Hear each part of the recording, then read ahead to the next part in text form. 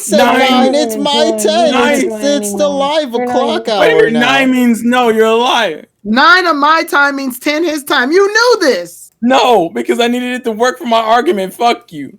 Oh. Well, I mean, when you put it that way. See, I was being honest. Kevin's not showing up as being. Do we get to see a sexy face tonight? No, I'm not watching. Not during pods. Oh, I'm zero. That's My strictly prohibited. Every face. Friday There's a night at difference. 8:30 p.m. Eastern Standard Oh, yeah, Time, you shit. can watch us react to stuff. How come I sexy never face. get to react with you?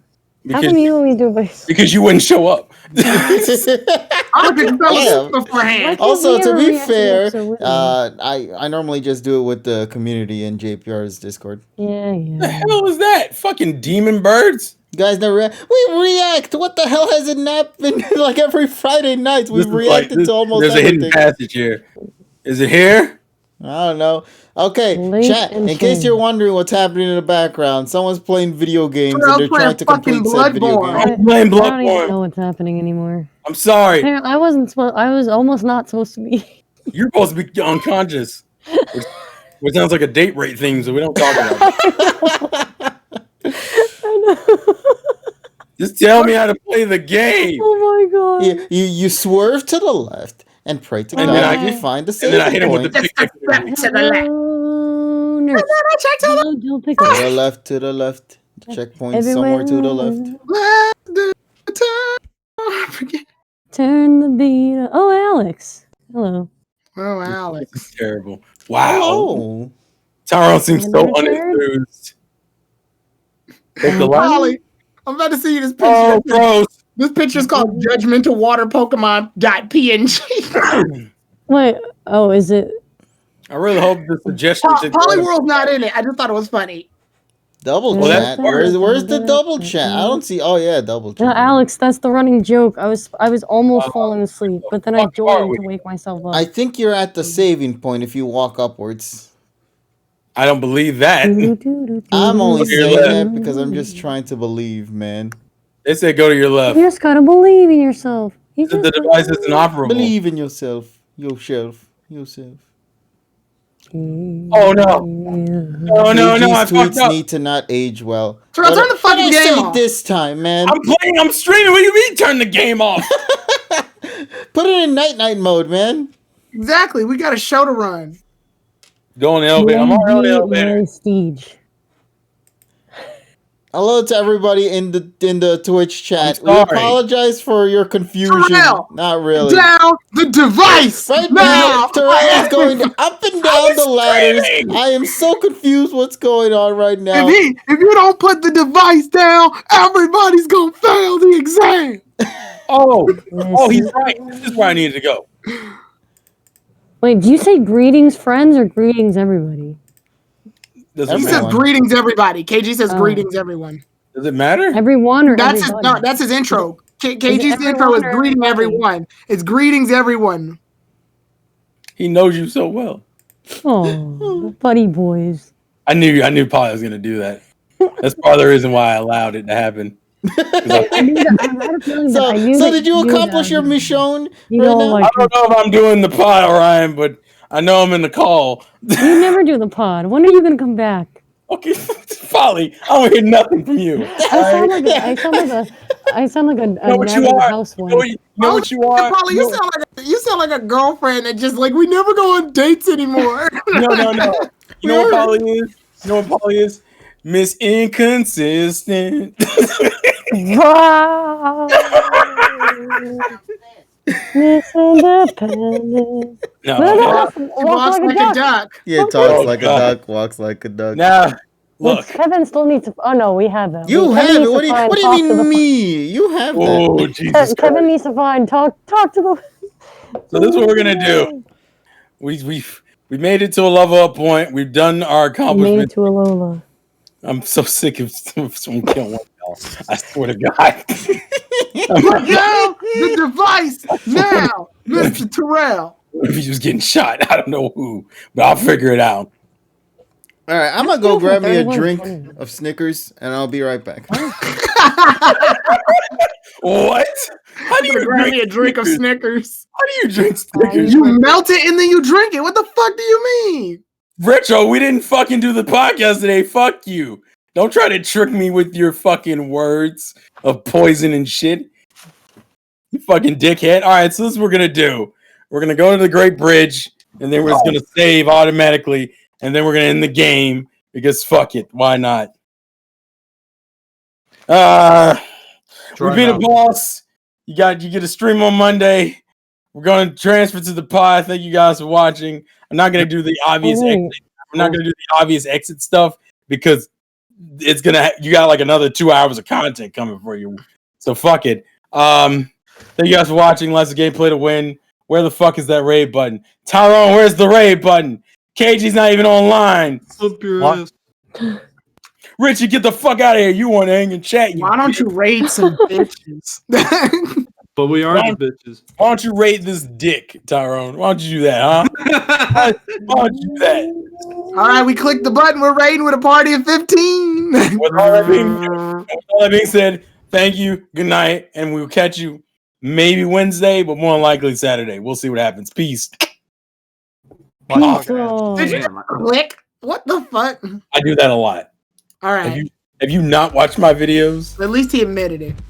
All right, let's roll. I guess. All right, I'm back. We're back. We're all ready. We got a raid. Oh my god, ladies and gentlemen, we just got raided by someone. Thank you so much for the raid. Thank you, someone. So, good night, everybody. Hope you guys enjoyed the stream. I'm sick of all their shit. They're all assholes, especially KG. Yeah, honk. I like how he honks in We got to talk about this mediocre episode. Wow, listen, man, WandaVision was better than you think it is, buddy. I don't need to hear you saying it's mediocre. I know that's why. First off, we got another hour for that. I know. I just wanted to say it in order to see the reaction. Don't we have a bunch of random bullshit going on? Yeah. Because I have to review a pair of Bluetooth headphones. Oh, fuck me. Yeah, well, we'll know what we'll be doing for the next 30 minutes. I wanted to fight TSS for not liking movie 3. Oh, my Bluetooth. I mean, you can do that too. No, But- he's gonna talk about his wait till Bluetooth. after the episode. No, we gotta talk about his headset. WandaVision. Oh, now you want to be considerate? You fuck. Wait, I would talk about WandaVision because I haven't watched Oh, that you've show, been so- watching it, haven't you, as well? Yes, Wait, that's I the show? binged I all thought that last was night. math. Yeah, you look like WandaVision. Oh, WandaVision. I thought you meant long division. Long division. That's what I heard. Long division That's style. what I heard. I did long division. I was like, what? Ladies and gentlemen, we're going to be doing some long division for tonight. Now, Long. how division. exactly What? do we achieve said thing? I don't know. You could ask someone else here in the Actually, I call. just realized that's Tyrone's favorite division. You That's know the why? only thing. I don't want to give any spoilers. Now, but- if we're going to talk about it, we're going to spoil the But hell it's not, out of but it. it's not the division because this is not the regular police. This is the state police. When the fuck did we decide to be the police? No. Since we No, it's decided not- it. Well, you know, in the division in that trailer, it says Wait, who's the married Not the regular couple? police. Oh, wait. This is the state police. That's the only good thing about that movie. By How the to way. see a That's- married Oh, couple get divorced live. Divorced But who's the couple, though? Oh, it's This is, Zoro. this is the reason why What is none of wrong? us. This is the reason why none of us should ever be in a call together. We're fucking too chaotic for our own good. But hey, you know what? And it How have we happens. been managing to do it all the other weeks? Alcohol. What? Nobody here drinks except for me and Polly. Exactly. Hold on, we can change that This right is a now. very Let me go grab special a event. drink. I am actually the watching the wild PokePod cock. today. Well, thank you for gracing What? us with your presence. Wait, what? Yeah, the Who? wild cock. What? Wait, He's talking what? about the drink. The wild cock. He's talking about the drink. Tell him to shut the fuck up. The drink Alright. is called the wild Wait, cock. what are you Drinking. drinking? I'm drinking my tea. Fuck y'all. Who had a hot take to make I'm you gonna drink drink tea, some man? grape juice. Oh, who had no? The hot take was TSS's bad taste in Dad, Pokemon. I think I have some grape juice in the fridge. Is Me it and really Tyler- true grape juice or is it something else? Y'all It's never, Yeah, y'all never no, looked it- at it. It's It's purple. grape drink. 100% It's purple pure drink. Oh. grape juice, like they do down those Welch's commercials. From Oh, back yeah. in the day. Polly's too refined for that kind of joke. Why is my boss calling me right now? Like, Polly, why the fuck is your camera on? hold on. Yeah, it's the Oh. Kedem grape juice. It's Kadem 100% grape juice. No, you bitches. It's interesting and knowing red white girl. The fuck? No one cares. What? No. Also, they can't even see the juice. I'm talking about the clip name. Oh, web riproll. Oh, I see. Never mind. We got rickrolled by our own Twitch clip, guys. Y'all Oh, speaking of which, I completely forgot. Greetings, everyone. Welcome to the PokePod World Podcast. 10 minutes in. I'm going home. I'm all hot. Oh Ready gosh. now. No. In tonight's session, we're going to be having a silly shenanigan showdown go down for tonight, and I'm excited to see where things are going to go. Question for the pod: who do you think is going to be the Luke Skywalker level cameo to appear in WandaVision? George Lucas himself. There you go. Who? Exactly. But anyway, so today is going to be a fun day, I'd like to say. We're going to probably be talking quite a bit about certain things. I know TSS said he wanted to go and talk about the headset he got, but I think he's a little bit busy right now, so we probably can't get a chance So what to do me that. and Tyrone are going to do is we're going to tell people why systematically TSS has bad opinions about me. Let's tell okay, jokes. so we gotta reveal something, and I don't know how people are gonna take this. Oh, ad time. All right, we'll do it. Ow! No. Anyway, What? but take the time right now to talk about what just The happened. grape juice won't open. Do you have tiny hands? Anyway, so go Got ahead. big Go head ahead. and little arms. We'll be Polly, Just gloves on. yeah, take your gloves off. Shit. We're- That's not the response you did to that.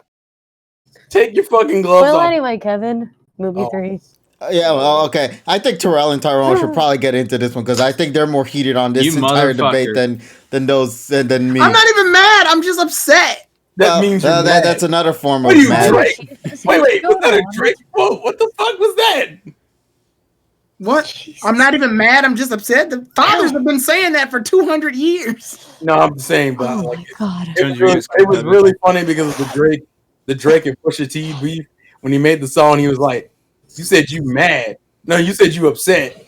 Well, I want to see you when you mad." And I'm like, "Oh shit." I get mad sometimes. I don't. I get mad sometimes. I don't. Yeah, Price Queen, exactly. That's exactly. Can we get to how the it's fucking point? Well, you Okay, guys are the ones that are gonna get into it. What do you have in this Talk conversation? about the movie 3 bullshit. Yeah, and So why now you we're dislike You it so can watch much. me try to open this. Open the fucking bottle, Polly. It's already been opened. What are you This is talking not about? a pickle jar. You can clearly open this. Polly, I can't open it. look at the size of your arm. Hold on. Open the I'm bottle. coming right now. Where the hell are you at? Oh my god. Wait a minute, Polly. Polly, Kevin, use I'm your not in mouth. New York. I do. It's gonna be in a few weeks from now. Polly, I use Yeah, my mouth. maybe your next video will be out by then. Shh. Wow. What? Valentine's Day special. Dick sucking. Grape juice.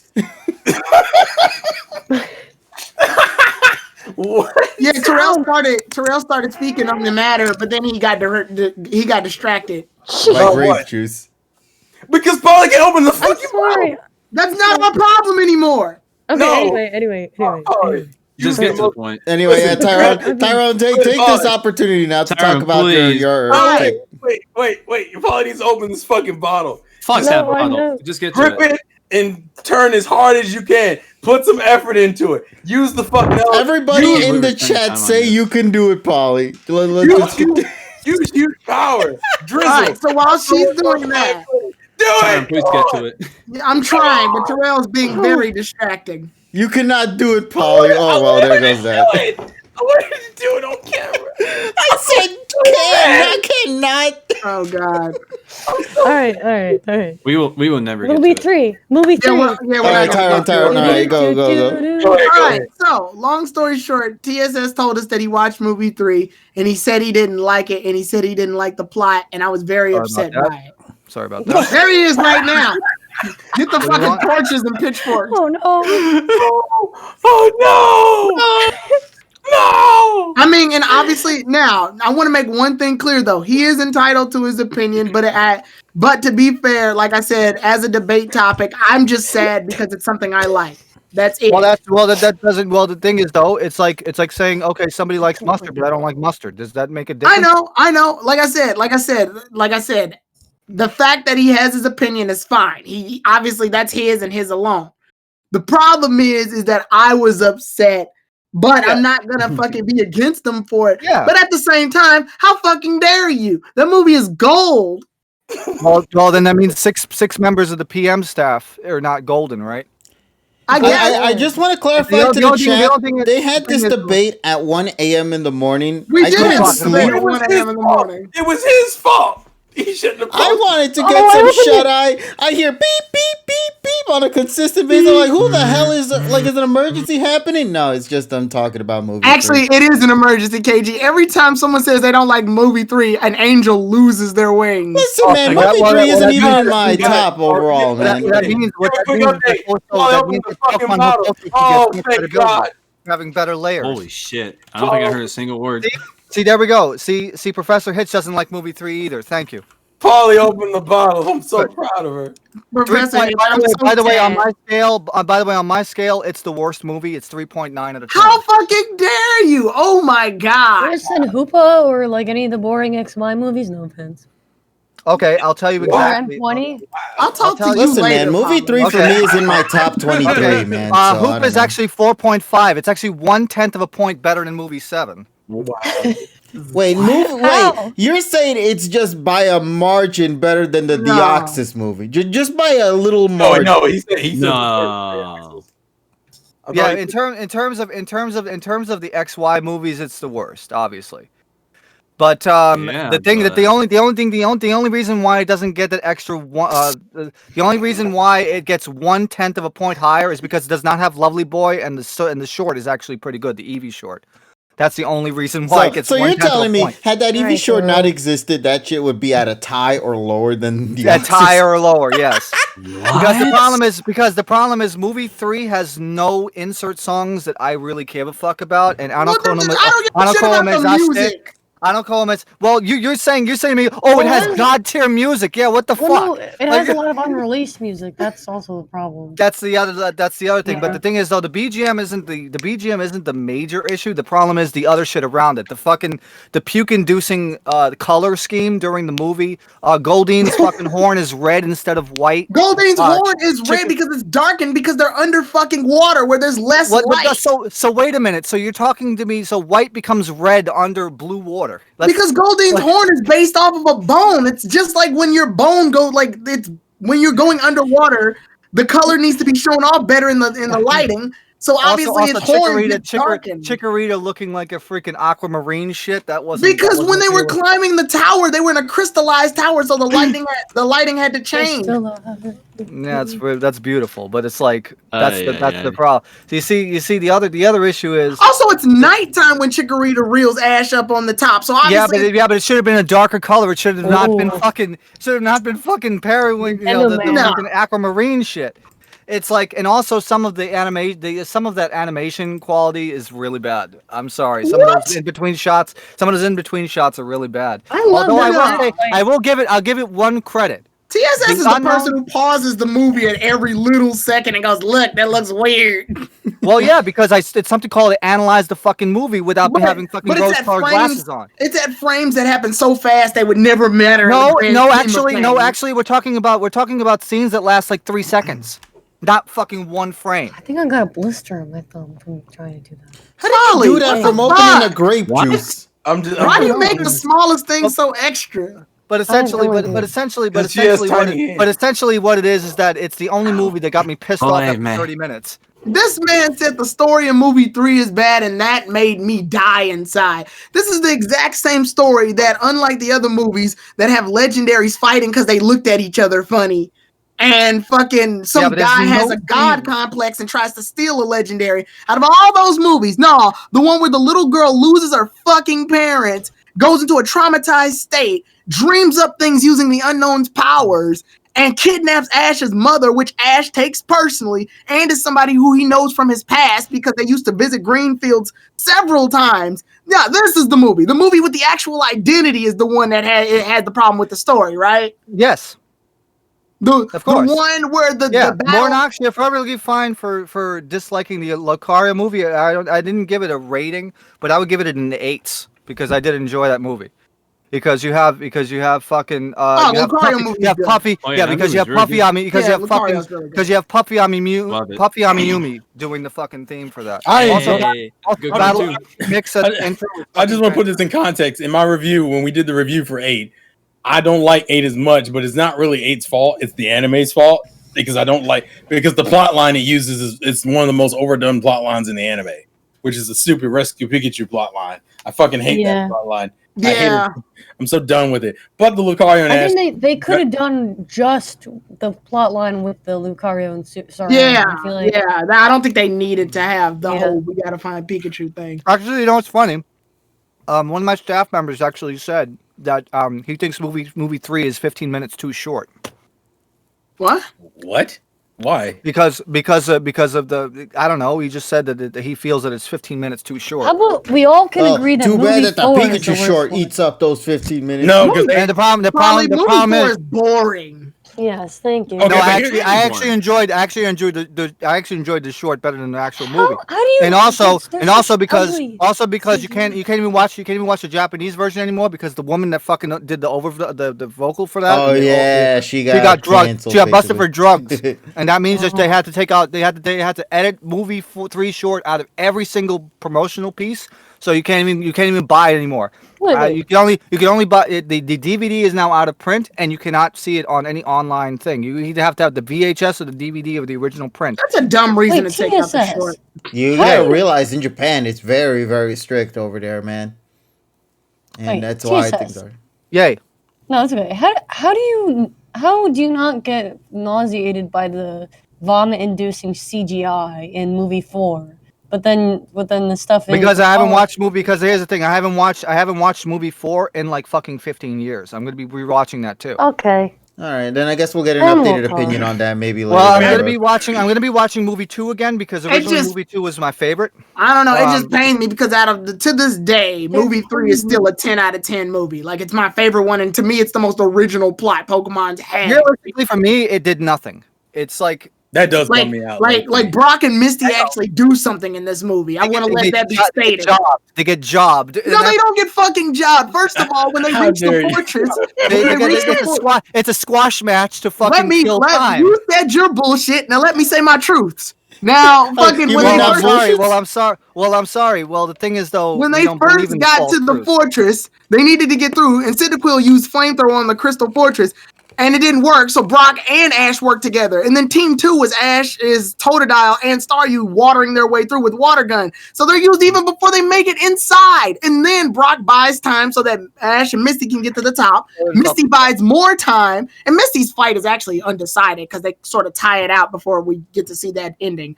And then we see Ash fight off against Entei. Like, literally every party member is used in some way, shape, or form. And the fight was shit anyway. And we get to actually see them use their Pokemon. The ending, the Charizard fight is like one of the worst fights that I've seen. Whoa, how dare you? How dare you? I have an opinion. Boom. Also, no. I'll let you have this, but now you need to back it up with facts. How is it bad?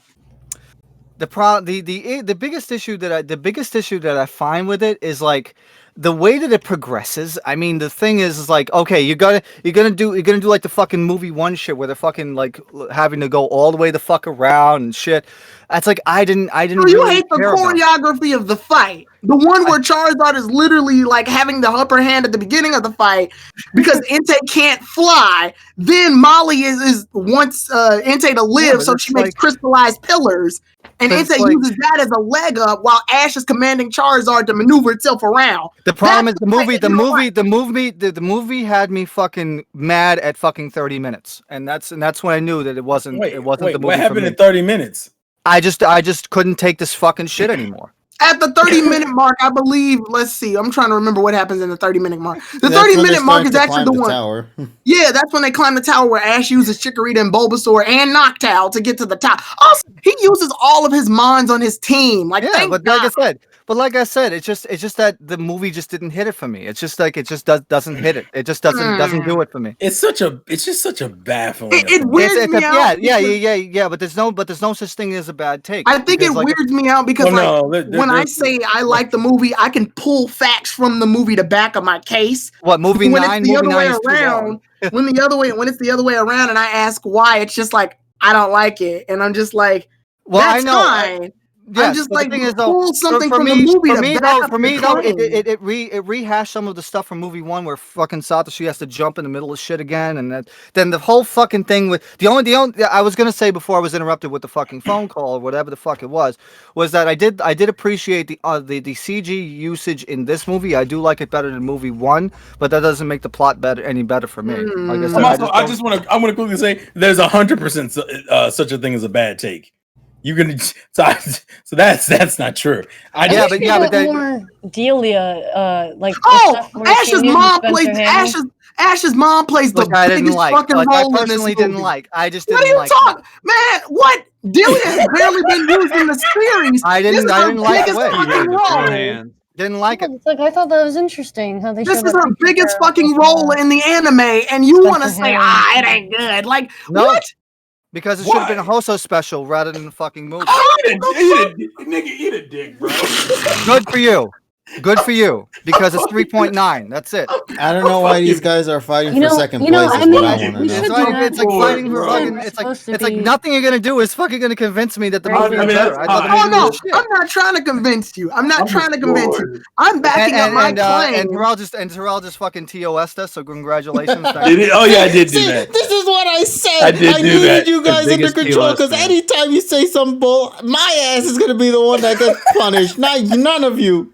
This is the stress every single week, but in all seriousness, I am going to. I apologize. No, actually, that was horrible. So I'll take it. But I will say this. Like I said, I think it's like again. I feel that it's the divisive. It's a divisive thing. But then again, why would you clip it, Donnie? Why did you clip it? Why did you clip it? It's a racy, happy llama Asian. What I'm doing on my end, I'm defending the movie. Defending the movie, but I'm just saying that no defense will change my mind.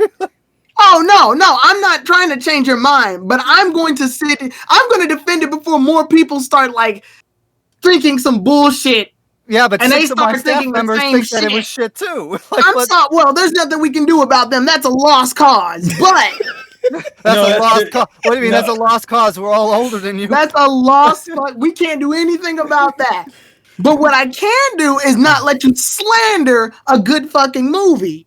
But the thing is though, it all depends on your ideas of good. That's the thing. You know, at least if there's something we could come out with this, I think we all can at least agree that the Hoopa movie is still the best film. Wait, I missed something. What did Polly, don't worry about it. I was just gonna say, legitimately, we all know for a fact that the Hoopa movie is the best movie. I mean, let's just be real here. I don't understand why we're having this debate for a second. Wait, what? He said Hoopa. According to Japan, it was the #1 polled movie. Well, it was also. So I mean, I'm not wrong. So there you go. It's not great. It's not great at all. Oh no, but it is #1 though. But it's not. But like I said, with movies, I didn't care about the ending song. Anako Misas shit. I don't care about that song. OK 2000 was the best part of that movie. Yeah, just know, ladies and gentlemen, canonically, Hoopa movie defeated movie 3. No. Oh my god, I'm so angry. I just want to put this in context. As someone who has grown to enjoy movie 7 more over the years, and if you go back and watch the review we did on movie 7 and the amount of anger and vitriol to that, just remember that, and remember that TSS dislikes this movie less than that.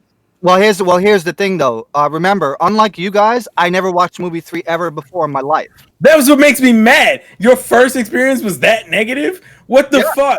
Like, because like I said, I was out of the between. I almost want to go scene by scene and be like, did you like the opening fight? Did you like that? Not really. Did you like the sequence when they were running to the top of the hill? This entire team and they used the battlefield to their advantage. Listen. We were hoed. That's it. Ladies and gentlemen, when you don't like the opening fight of movie 3, we're hoed. That's it. We're fucked. Just move on. I'm done. I'm sad. No, hold on. One more thing, then. TSS, what is your favorite movie again? Remind me. Okay. It's between 2 and 21.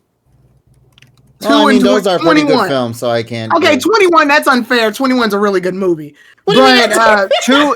I'm going to be. Wow, the two I have not watched. There he Two says. I'm not. Yeah, two I have not watched in 10 years. I'm going to see if I would. 21 is unfair, guys. It's too good of a film. We can't put that. All right, I mean, it's not better than 3, but it's good. Yeah, but two has Water Collector. So many people put that shit in their top 3, man. I want to put this in context.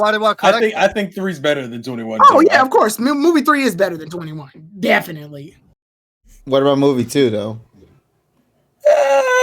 Oh, movie 2. Well, Movie no, 2's I okay. like it. It's all right. because It's of the good. I like it. I feel like And two.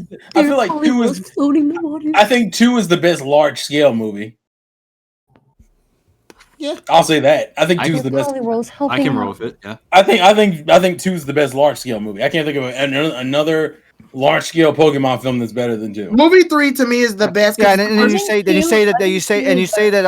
say that I fucking simp Journeys. Movie 3 is the best because movie 3 is the first time I've actually felt bad for a main antagonist. I'm gonna ask you to repeat it because Tyrone was talking, so I didn't hear. Oh you. no! I said you calling me to fucking you making me fucking think that I simped fucking.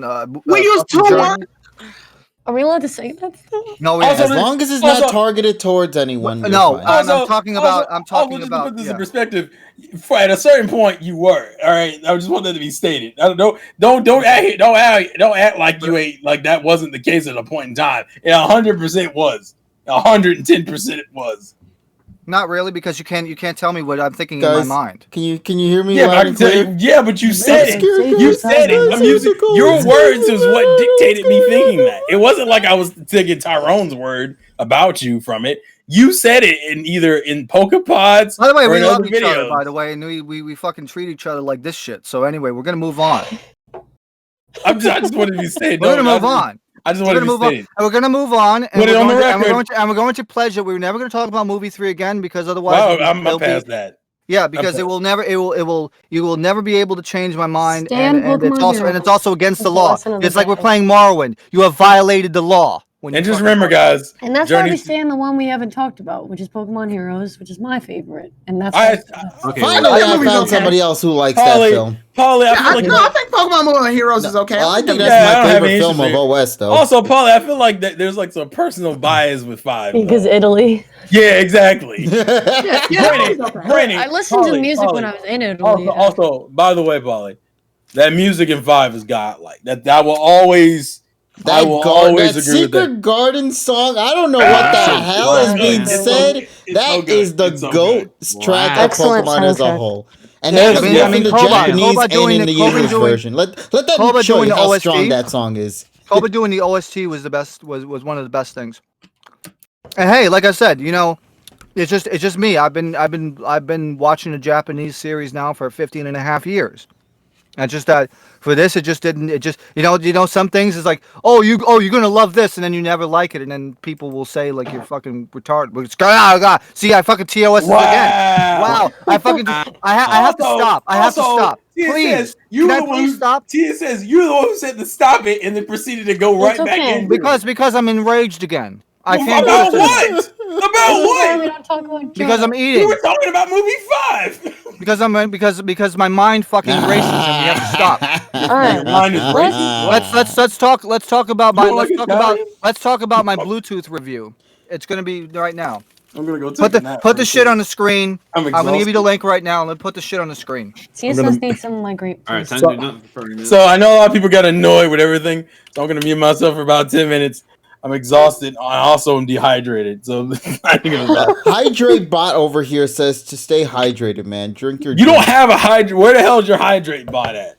That's It's a good me. question. Where is? Hold on, I gotta go check up on him. He's very that's a good late one. today for some reason. Polly is scares me a lot. By the way, because we don't talk about Mastermind because Mastermind is one of the worst things. Oh no, Mastermind is trash. Mastermind. Oh, I the think that's- meow! I heard about this one. TSS, for the love of God, save us. Do the headset review. All right, I'm going. Yeah. Once again, as long Well, as that we was all English. agree that the Hoopa film's the best film, I don't mind at all. No, this fuck off. conversation. If you guys, The short was good. if you guys agree with me that the Hoopa film is the best film, just remain quiet. Wow, I'm surprised by this. They actually agree. All right, well there we go. Thank you guys for that. Well, Polly doesn't like films because the films aren't her taste. Ugh. Yeah, exactly. Yeah. All right, Shaman. All right. Anyway, I'm putting the thing up right now, so you can go ahead and talk a By little. the way, KG cheated, so he loses.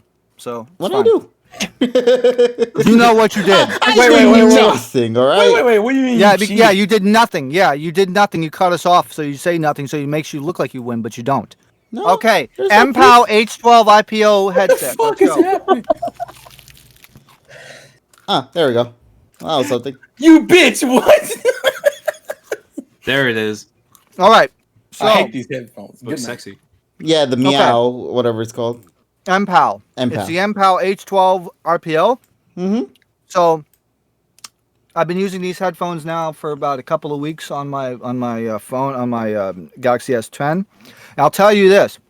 For a cheap pair of headphones, because it's right now on Amazon for $50, but you can get a coupon that you could probably get about 20% off or $15 off. If you can get this headset for $35 to $40, it's great.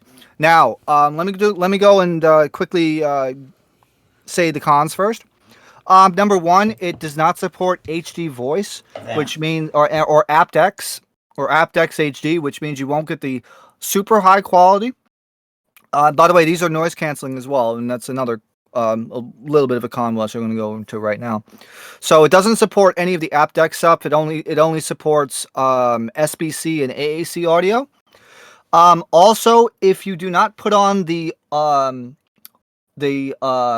noise cancellation, which is that button that you see on the side there with the green next to it, the mids are kind of crushed. You actually have it. It's actually more bass heavy. And if you turn on the automatic noise cancellation, it will not only block the sound, but it'll also like flatten the curve response. But and also if you have a phone that switches between like SBC and AAC, you might get some like weirdness happening. Now for the pros, first of all, the price, like I said, if you could get it down to like $35 or $40, it's excellent sounding. It fits very tight against the head. Also, the controls are very easy to reach. The sound quality when in the noise cancellation mode is fantastic. You can actually get about between 30 and 40 hours of power of on time with just one single charge, which I like. Also, it uses USB Type-C, which is a much more sturdier connector than what you'd find on like micro USB. Also, another thing I like about it is when you turn the noise cancellation on, it does block a decent amount of the noise. And for that price, it's even better than some Bose headsets. They're like 5 times as much.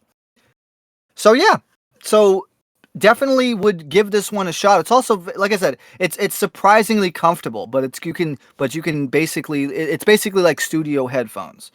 But it is better. But I would say it is much better than some of the stuff that you can probably get like 3 times the price. Also, it has a built-in microphone. And the built-in microphone does work, but it all depends on the app. Discord and TeamSpeak, it doesn't work very well because what ends up happening is the noise cancellation for the microphone kind of gets fucked a little bit. But if you use like regular phone calls or Google Duo, it's perfect. So it surprisingly works well. Also, there is a 3.5 millimeter headphone jack on it, so if you do want to use it as a wired headset, you can. However, though, the microphone does not work when using it in the headset mode, in the wired mode, even if you have the right TRRS cable, the four pole connector. But overall, it's a great headset. Like I said, I've been using it now for 2 weeks. I have not even have to charge it even once. And it's great to just have wireless, to have a Bluetooth headphones that actually sound decent. And like I said, it does get pretty loud. So, and now probably with my next phone, there's going to be no headphone jack. So it's it's going to be pretty important that you need to get something that works on Bluetooth. So for the quality and definitely for the price, I would recommend it. Once again, it's the MPOW H12 IPOs. Right now on Amazon, $50 list price, but you can get it down to probably $35 or $40 using a coupon code. And I would rate this one 8.5 out of 10. You should definitely at least check it out. And it's surprisingly good for the price. The MPOW headset costs It's like $50, right? $50. I got the link right here. I'm gonna push it down here. So I'm gonna paste it down right there. Like I said, it doesn't support like the HD codecs, but it still sounds pretty fucking good. Also, I could also use it also on my Samsung TV too, and it works. So it does, and the audio latency isn't that bad either. It's within tolerance, and like I said, it sounds pretty decent. So definitely could check it out. Like I said, long battery life. There are more expensive ones that are better. In the same range, but I'd say for the price if you get it for like $40, it's well worth the money. It's well worth giving it a shot. Neat. Yay. And that has been my review. All right, man. Next week we're going to be reviewing the mesh chair that I just built tonight. We'll have something new every week, ladies and gentlemen, from DSS. So stay tuned for next week on the chair side. I don't know why you guys are It's not technically tech. It's hell, is what it is. What? I thought chairs were supposed to be. Also for the people that buy those DX Racer chairs, I don't know what the hell's wrong with you. That's like the most uncomfortable shit ever to sit in the fucking chair. Is it the one with the weird red stripes and the pillow in the back of it? It looks like it's like the generic Chinese racing seat. It's like, I know you have one. KG, but no, it's not really the Razor shell though. You hear that? Your chair is trash, KG. No, it's not even the Razor one. That's what I'm saying, man. Yeah, the biggest problem that I find with those chairs is that over time the cushion is gonna get shit. Oh, I never. So really that's used why. The cushion. Yeah, no, but I mean the What the fuck are you seat. sitting on? The seat on it. You got to sit on it. Oh, I thought you were referring to the cushion for my neck. No, he meant the No. cushion for the seat. Okay, because Yeah, this one has like 3 different cushions. That's what I'm saying. I know. I But didn't generally, know when which someone talks about the cushion was- cushion of a chair, they talking about the cushion seat. Yeah, because you have to in the sit your ass on it There's from- the for a while. cushion. There's the cushion on the seat, and then there's the cushion that's There's a lumbar. by the There's seat. the lumbar one. Yeah. Yeah. Well, there's because usually with these chairs you have the seat where you sit your ass on. You have the pillow or the lumbar support. Either you can use that to strap it or whatever, and then you have the headrest. Yeah. And the thing is, though, that's what it is. The biggest problem that I find with those DX racing chairs is that you're like huddled in a fucking position where you're in like a driving seat, and it's like you really want to sit in that shit for 9 I forgot I hours. was muted because I have one. I was saying that I have one of those. Yeah, the thing is though, it's like the biggest problem is there's actually the funny thing is Gamers Nexus actually did a whole freaking thing on it. They did like a freaking 40-minute video on it, and it's like why you should not buy those chairs. You should probably check that out. Because it's a pretty interesting video, and actually a lot of people prefer like the mesh chairs. And I totally prefer agree the with that. beanie bag chair, but I don't know where I can find Well, the beanie that bag big. chair would actually be more comfortable than that. Let's do the PokePod as chairs. Draw us No. as chairs. There you go. What is our chair, basically? You're definitely a beanie bag. Beanie bag. I am the Like a beanie beanie bag, bag boy. chair. Beanie Baby. She almost said Beanie Baby. Are you roasting you're him also about his? beanie baby. Are you roasting him about his chair choices? Boy, you look like a beanie I bag. feel like a dark beanie baby. Beanie baby. Hey man, Hey, you know look people like used a to correct beanie that baby. like crack like. Listen, if KG's in a We're beanie, aging ourselves. listen. If KG's in a beanbag chair, then TSS is in a rocker. No, they're saying what would we be? Oh, you mean what we would? Oh, a fine oak. Thank you, Zoro. I'm glad we're entertaining. Yeah. No, we're Actually, I mean, didn't Zoro? Well, actually, yeah. A couple because of us are I've medicated. been looking at these tweets about this replace Age I've of been looking at Trades. these tweets. Well, we made a deal that I would be an anti-poke bro whirl. well, you already are. Don't lie to everybody. Yeah, don't mind us. Richie. outed. I'm gonna let And that fire just sort of go. And on. listen. It's because she wants the tea. It's what it is. Well, you can catch me tomorrow on Ben's shiny hunting stream. Wow, go to bed, bro. Big sip.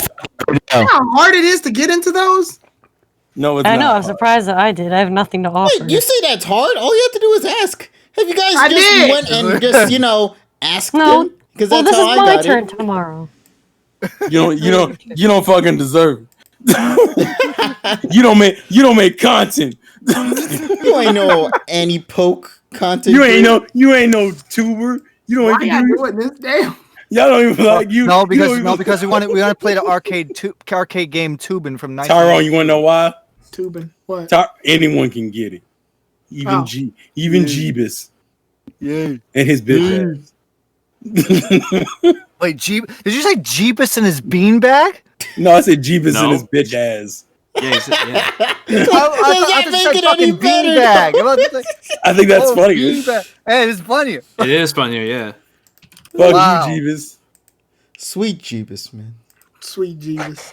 I can't believe we wasted 45 minutes. Was there anything important we were supposed to... Yes, actually, there was. I had a full Tyrone, list of stuff right here to talk You were the about. cause of a bunch of the chaos for like a good 30 minutes. How am I the cause? Excuse me. Oh, you want to go play back the tape, buddy? You want to do that? For defending, all I did was defend my favorite movie. That's literally the only thing I've done since it started. Tyrone, you know who else said stuff like that? The Nazis. This isn't that took a turn I did not expect. That was out of nowhere, buddy. That shit just swerved. Yeah, that was his own route. This time wasn't as bad as the 5-year anniversary. The 5-year anniversary, it was like 4 of us, and we were fooling around singing, I love to sing in the moon. In the June and the spring. Wow. Well, Kevin left like 5 times, so nothing could be as bad as What'd I do? Kevin, you're a chronic deserter. That's what you are. You're a chronic deserter. You leave us all the time. And that was the ship name one too. And you know why you do it? Because you have to clean. Fuck this cleaning shit. Well, someone has to keep cleaning all this mess I keep having to see every single day, man. I had to take the dogs out. You talking about us or the Discord? Jesus Christ. Yes. Wow. Fuck you, Kevin. I mean, he's not wrong. That's why we called you. Speed run in the last 14 minutes. That's why we called you a furry. How about that? God, that hurt. I don't think it actually hurt you. That's I never beat a trust as one, despite having Ruby as an icon. Well, that's what made people think you were. By the way, while we actually are on the Tyrone, that's your. Why did you want this in the chat? While we actually on the subject, because I needed her to get it. No, I want to talk quickly. No. I want to talk quickly about the stream that happened on Saturday night while freaking Terrell was on his Persona stream.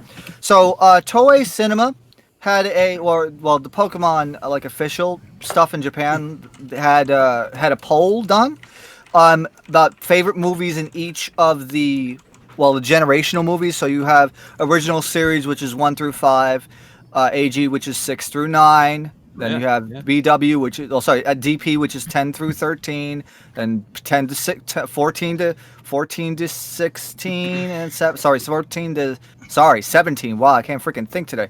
And then 18 to whatever the fuck. I don't even know what the fuck I'm going with it.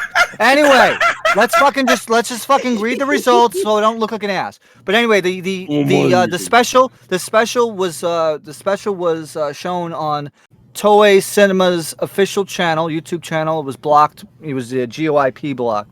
So basically what happened was you had Koichi Yamadera hosting the program, and it was basically letting other people say their thoughts. So you had Shokotan on, you had Taiku Okazaki, you had the woman who does Coco in the Coco film. So they kind of did this as kind of like a promotional thing for Coco. So in terms of favorite movies from the original series, it's M5. They did it M5. From AG, it's M8. From DP, it's M10. So that's Dialga Palkia Darkrai because of freaking Sarah Brighton, because she owns. And then for BW, it was Genesect, which is a weird one. And then for X and Y, they had Hoopa, which, okay, Eevee Friends is a nice short, but the movie, but that's what they were. But that was an 8-hour stream, and we did have some extra stuff. But that's what they did, and it's interesting to see how Japan actually views these movies.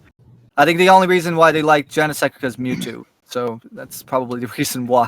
It wasn't because of Genesect, it was because of Mewtwo. Mewtwo, probably. You know what I just realized? Yep. Wouldn't it make more sense to transition from the movie 3 talk to this instead of like the random review afterwards? No, because we had to cool down. Yeah, so we had the headphone talk. So we just let you talk for like a good 20 minutes. So we did the workout or the pre-workout and then the real work. Oh. What are we working out? Our souls. I wanted to get that. I wanted to get that out because it happened this weekend. Well, no, I didn't. Oh, well, I mean, I still expected that anyway. But. Yeah, but the thing was, I needed to turn down the temperature. Oh no! We love each other. Okay, this is the last time I'm having Terrell sniff glue. So now. That Gorilla Glue's getting to his head. No, this is response to the chat. Just like what happened.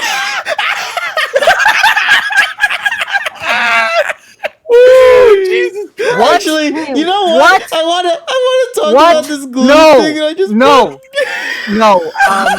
I am not touching that. I'm not touching that with a 50-foot pole. You're touching it all, bitch. You put it in your hands. Rub it. Wait a second. No.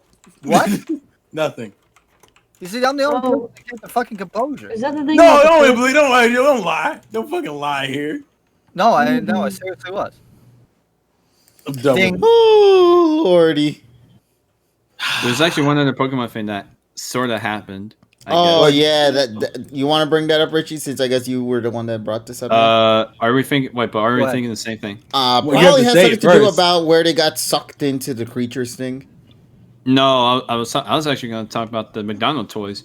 Oh yes, too. McDonald's. Yes, McDonald's. Yeah. So apparently it started happening around a few days ago, and it's probably going to start up until, or the way that it was phrased is, it started within 2 days, but more stores will probably have it by next Friday, they said, or this Friday, I'm not sure. But basically, we should probably start expecting to see the cards, the little merchandise that we will see at our McDonald's, with the little promotional sign. And so yeah, for you collectors out there, better start fucking researching your McDonald's.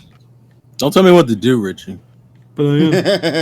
The thing is though, I find the Japanese toys to be better. Yeah, of course. Yeah, well, there's not much I can do about that. I'm about to say, TSS, you find everything in Japan to be better. Let's be real here. Well, the thing is though, if you look at what the way that they did that, they actually had the Coco toys, which actually was pretty cool. I think you probably could find it on Yahoo Japan Auctions or Mercari or something like that. Or even hell, maybe they might be on fucking Rakuten, but who knows? I go there. I go there for the fish sandwiches personally. That's what I want. Well, I'm glad because I feel like after X and Y there was a big resurgence in the Western fan base, but I feel like this could the Movie 20th 20 anniversary. Media, I've been here. Who? Wait. Yeah. Well, no. Richie was answering the question of whether when he was. I thought you said we got Ben here. Yeah, that's what I heard initially.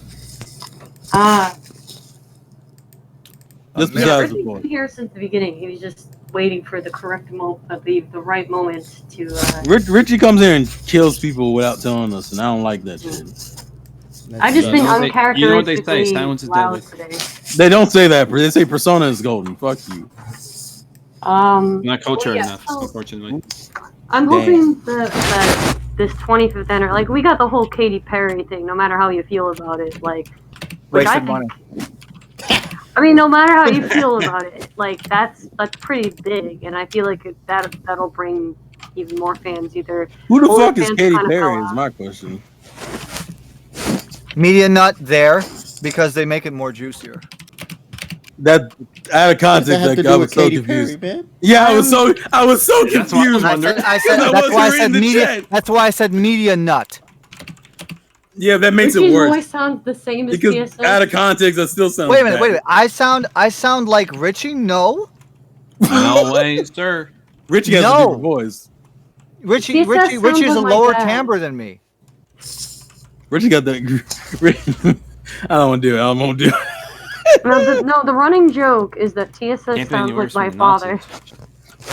Polly, that's such a weird joke because no one knows what your father knows the fucking context.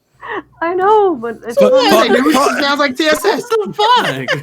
Polly would do that weird shit. Be like, "Dad, come here for a second." Yeah, he's not here.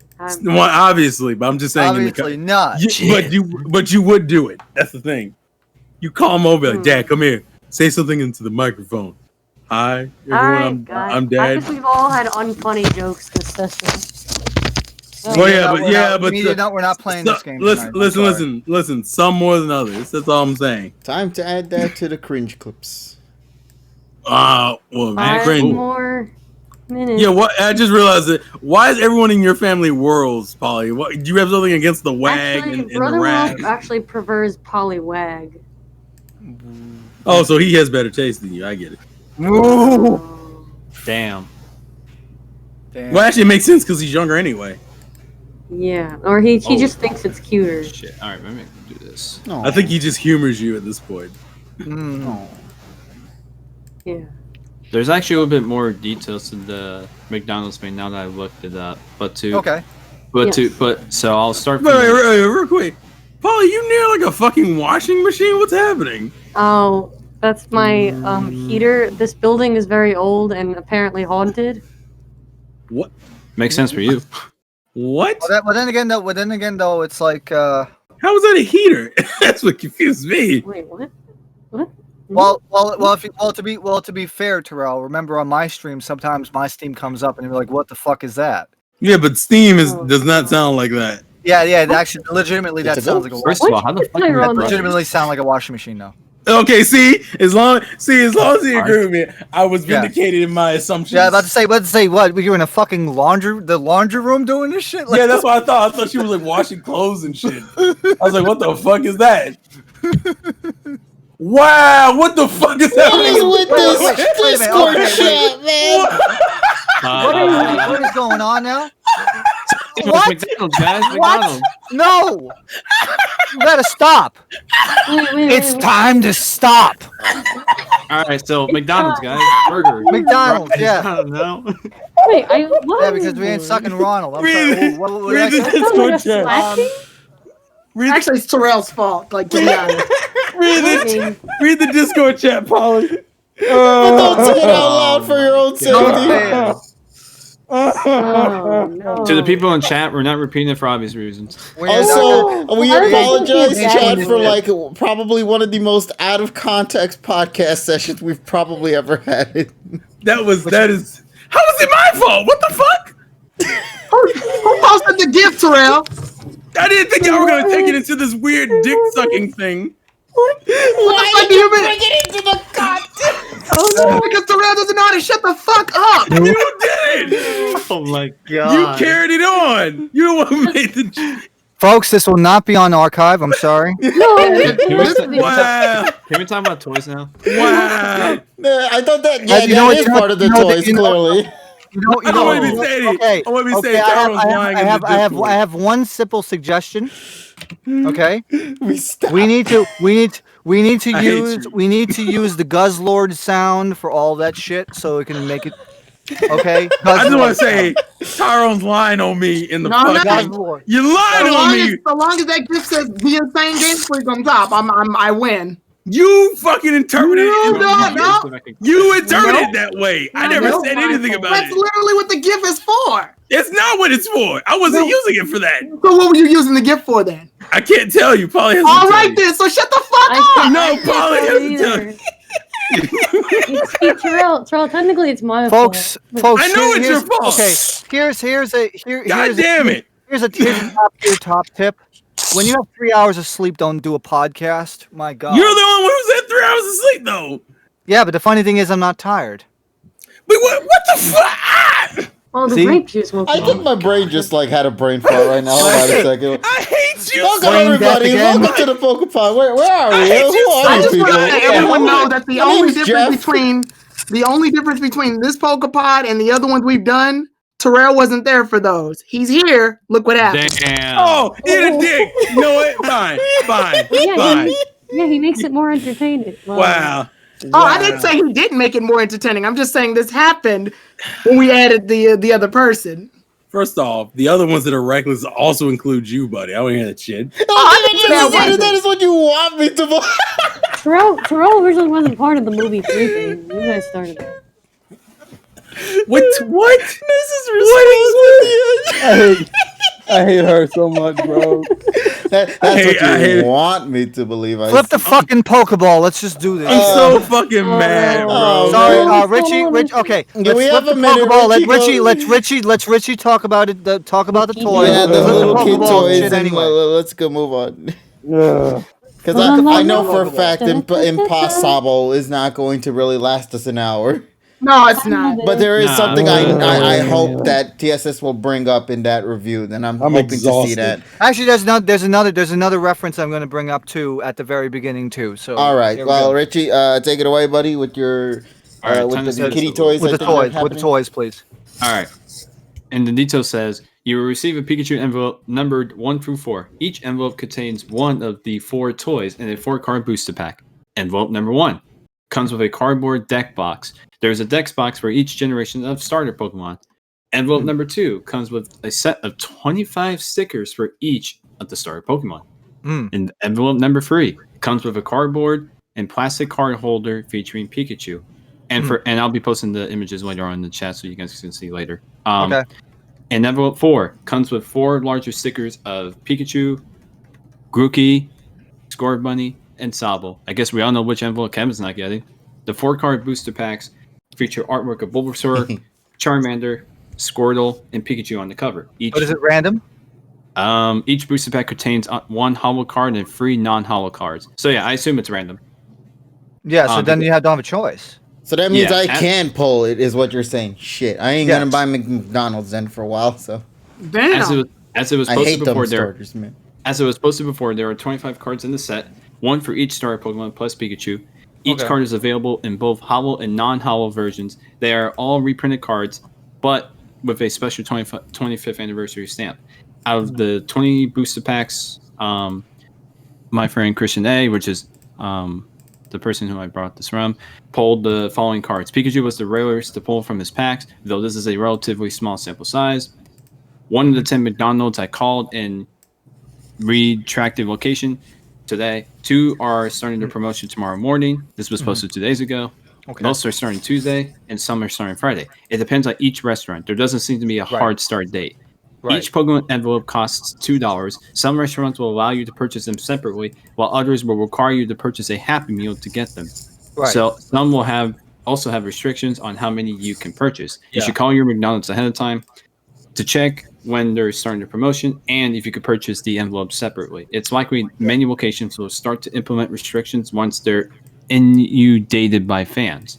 Oddly, TPCI has not acknowledged or advertised, what a fucking surprise, this promotion. Most stores have been advertising it for over a week, and that's it.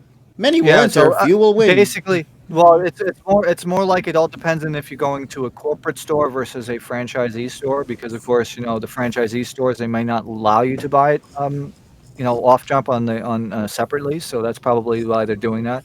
Also, they're doing that so some jackass doesn't go into the fucking store. One guy gets fucking coffee with fucking 10 sugars, you're gonna get fucking 20 packs of cards. Like, I don't want to do that. Forget McDonald's. Why can't Pokemon team up with Wendy's? They have the best fries and chocolate frosty. Not interested. Well, that's something you have to tell TPCI and not me, because clearly they only seem to be working with, at least currently, with McDonald's. Well, remember, there used to be Burger King. But it used to be Burger King, but this isn't McDonald's first time. They've done the Pokemon trading card stuff a bunch of times. Yeah, I remember when they did for the, the black and white stuff. I actually got somebody who I know that works at McDonald's and told her to get me all the Zorua figures. So I have like 20 of them over there on the shelf. Nice. I have all of them. They're good. Yeah, they're cute, man. I love them. I know which ones I'm going to rip out from that sticker set right there. Now then, all right. So, I guess with that being said, did everybody clear their things that they had to say? Shenanigans, all that jazz. Am I not There's missing not much out? news elsewhere. The only news I had here, according to what I written down, was, let me see, Wanda's recent episode, Gorilla Glue Girl. Pokemon gave the suck to one of their own company studios, and now they're part of Creatures Inc. Oh yeah, that's Umbrella, right? Yes. Maybe we'll actually see fucking Pokemon XD fucking remastered or something. And what else was here? No, that was pretty much it. Oh yeah, it was just very minimal stuff. Oh yeah, and Dogecoin. Don't forget to invest in that if you don't know. No. Dogecoin. Yeah, believe in the Doge. You mean the one that John I made wanted to give away?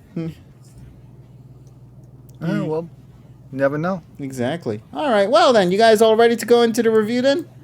Yeah, let's go. Yeah. All right, sweet.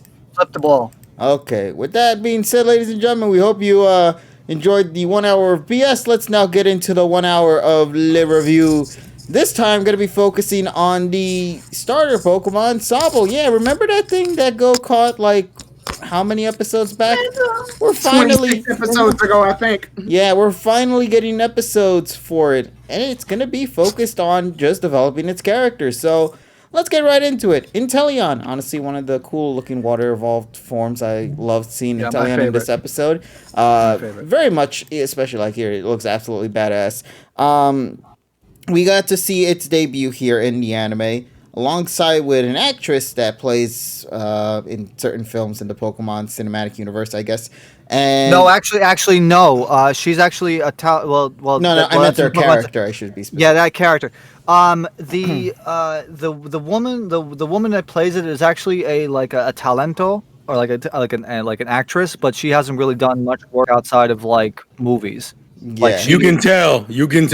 Yep. She was very because she was a very it was very odd the way that she spoke, but then again, no, she's more like an actress that just does like talent like a variety show and also a couple of films. I think the biggest thing I noted from that, and I believe a lot of people also mentioned to this, was how the audio was very unorganized in this episode. Like, for some reason, I swear her audio was higher than a lot of the other characters in the show. Probably because she recorded it from home. Yeah, and I noticed she had a higher, pretty much volume than say all the other characters. Like everybody felt at least balanced.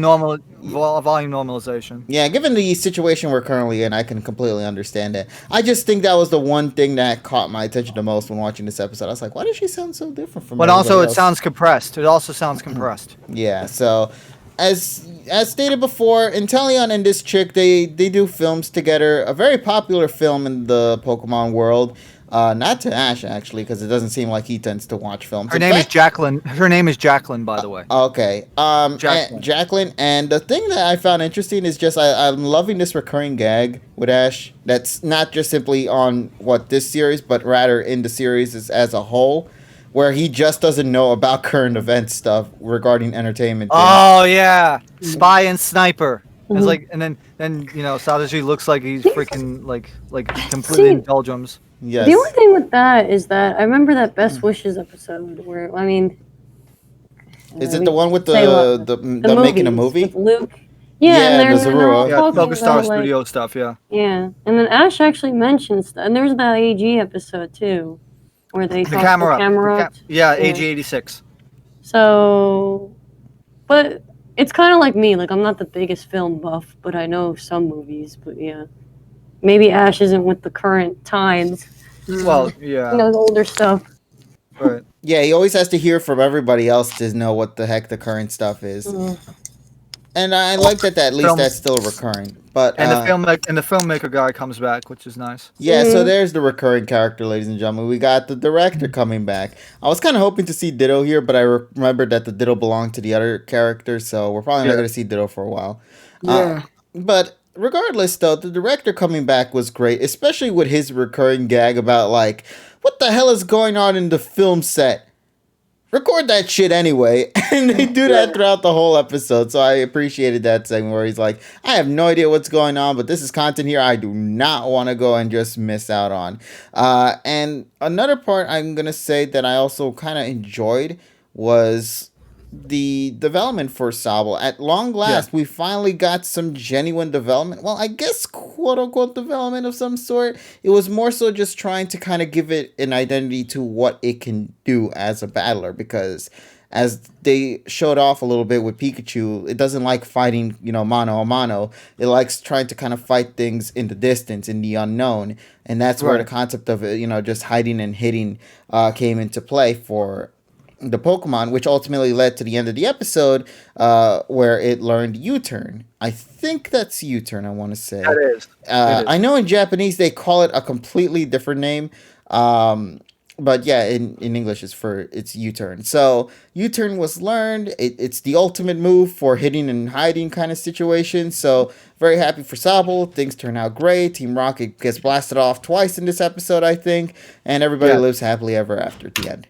Well, about that first appearance, actually, there's actually a lot of U-turn's Japanese name is Round Trip, by the way. Yeah.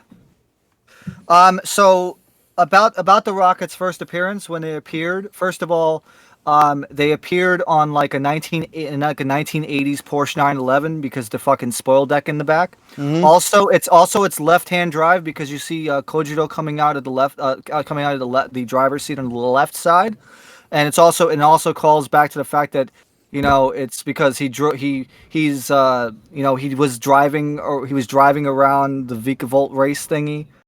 With the steering wheel and all that from Sun and Moon, and also Shinichiro Miki does freaking Takumi Fujiwara from freaking Initial D, so it was a callback to that as well. Also, freaking Meowth looked like fucking Al Capone. I like that. They looked all freaking dapper with all Zoot Suit Riot shit going on. I did appreciate that. Also, I just and then of course seeing the and also those freaking those rims definitely look like fucking 1980s. So it was like a 1980s Porsche 911 Turbo. So it was cool. Nice. Also, Inteleon is kick-ass. I love it. There you go. There's your reference. All right, so let's begin with our breakdown of the episode as a whole. So who here wants to go first and just share their opinions on like what they thought of the episode as a whole? Because to me, as I already pointed out, I enjoyed it thoroughly. It's nothing groundbreaking or anything, but I still thought it was a pleasant episode regardless. And finally, just happy to see Sobble get something for once. So it's good to see Sobble get some love here. Now, if it evolves into Drizzle, that might have been a different story. But thankfully, that didn't happen in this episode. So thumbs up for that. I give it a barely passing score in my eyes. So, but anybody else want to go and share their take on the episode? I'll go last. I don't really have much to say, to be honest. Like, I thought it was a solid episode. I thought for Journey standards, it was a great episode. I tweeted this not too long ago, but I was watching Diamond and Pearl because I've obviously been rewatching it, and I've been catching episodes that I've never seen before. And I never saw the one with Weasel in particular, and how Lucian was able to come to Dawn's rescue and teach Weasel how to stop misbehaving and to be a better battler and more. And so those are the kinds of episodes I was missing. And I was like, please, juries, just give me one episode where we focus on one main character's Pokemon and how we could get some type of like just more time to get to know its personality or to know how it develops. And we finally got that. Like, I thought it was a great episode for that. I mean, it wasn't anything spectacular, I agree, but I'm just glad it wasn't kind of like just another silly filler that doesn't really go anywhere. So those are just my thoughts. All right, who wants to go next then? Why is everybody so quiet? I think they just... Well, it wasn't you. The fuck? For me, this episode neutraled itself out. It's not horrible, but it's not alright either. Like, I discussed this before when I was on Goggles Poke Chat. I was a guest there yesterday. I think my standards for Journey's episodes has gone down so low to this point. I don't think this episode was inoffensive, but there are some things that do bug me, and I think Richie actually brought it up before where he made a joke about it. Where I know what you're talking about. Yeah. So there's this scene where Cinderace is kicking at the bars of the gate, and Sobble uses U-turn, And Sobble returns back to Go's Pokeball, and suddenly Cinderace is now able to open the cage. And I'm like, no, you got that wrong, actually. Cinderace never broke it. If you pay close attention, you'll notice that Pikachu Iron-tailed it. Okay, that's still the problem. I understand. The problem still stands. I just want to clarify why the Pokemon was different. If anything, Richie's joke makes more sense now because it's like, hey, why don't we actually break the cage? Like, it's or rather, slice the cage up. Let's use Iron Tail. I'm like, bruh, that could have been done. Like, y'all could have been done that. Yeah. It bugs me because it's Pokemon Journey's like bad case of hold the stronger characters back to make the weaker characters shine, and it like looking at it bugs me because I'm like, they could have been escaped this cage. Ash, you just got your Farfetch literally like a few episodes ago has been shown to break steel girders. So this is y'all blockade right here, this weak ass cage. Oh, okay, sure. And I mean, they could, just use their Pokeballs to just have them, suck out of the cage. Like, you could just literally throw the Pokeball. They could be summoned outside of the cage. Gengar and phase through the, like, there was literally somebody. Just technical. Just open the Pokeball and let them be summoned outside of the cage because there are holes there where they could literally just come out. Like, this, as far as Team Rocket bounding our heroes, this was their worst trap yet. Like, and I'm just like, it's all for the, and I'm down for Inteleon having like a moment of spotlight. That's fine. I mean, granted, we're praising something that should have happened like 23 episodes ago. But I said this in the chat too, in the chat yesterday. I said I wouldn't have mind if the first half of this episode had taken place on movie set, kind of like the OG series, and kind of like XY when Ash had the Halucha with his shiny Halucha that was in the movie. I wouldn't have mind where like Ash and Go have to be a part of this movie now just because Go has a Sobble, and Team Rocket could have been actors/actresses because Jessie likes to be a diva anyway. And then once she starts getting outshined by the spy, she starts like losing it and says, screw it, we're gonna go capture Inteleon and all the other Pokemon since she wants to outperform me. Like, she throws a hissy fit. That's very much in Jessie's character. And then they bound everybody in a way where they can't move at all. That means Ash and Go can't even get their Pokeballs. But and then it would have made the cage segment more appropriate then, too. Yeah, and then Sobble would have been able to fight because Sobble was invisible the whole time. And so Team Rocket didn't get their chance to get their hands on it yet. And then Sobble could have had his chance to shine. And then that would have been, Inteleon could have blasted him off and that would have been fine. I think Team Rocket showing up twice is always a negative for me. So it's just like, but at the same time, I can't get too mad at it. Sobble's cute, Inteleon's cool. At this point, I'm like, fine, Journeys, you can have it. Here, you get a neutral score today. Like, I think I'm just so burnt out at this point. Those weird statements that we made last week, especially given the current events that had just transpired a few days ago, suddenly I don't feel so bad with what I said. Suddenly that weird statement I made last week doesn't feel... I can't hate this episode. The's no way I can hate it. It's got there's nothing wrong with it. Yeah, there's nothing wrong with it. It's just there. Yeah, it's literally just there. It's not a bad thing. It's not a good thing. I kind of wish we had saw Inteleon a bit more. We only saw him towards the beginning of the episode and then like a few minutes towards the end, and I'm just like, this is his debut, guys. I do like that they kept him out of the plot, though. I will say that. I like that we only got to see the movie side of it. And I hope that we get to see more of that if they ever bring this character back. This was one thing I also did like, though. I like that they actually used a little science in this episode. So everybody's crying because Sobble does the crying thing that sends waves to people's eyes to make them cry. Well, Inteleon, like most lizards, has a second gland in its eye that folds back when it opens its eye. I like that because real lizards have that. And Inteleon is the evolved form of Sobble. So naturally, it's going to find a defense mechanism to deal with Sobble's crying. I like that. But, that's it. That's all, folks. That's all, folks. I don't hate the episode, but I'm not in love with it either. It's there. It's like the Diglett episode. It's there and thus exists. I can't. I think it was better than the Diglett episode. Yeah, it's It served a purpose, I guess. I mean, it serves. It has a more long-term effect than this episode, than the Diglett episode did. I just think it's okay. It is a decent Journeys episode.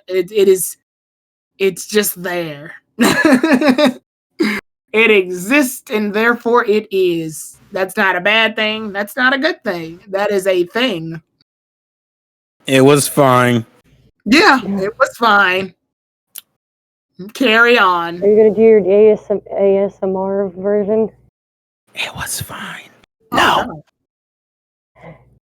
Oh, well, I guess. Did you even enjoy that? I don't even know if you enjoyed it.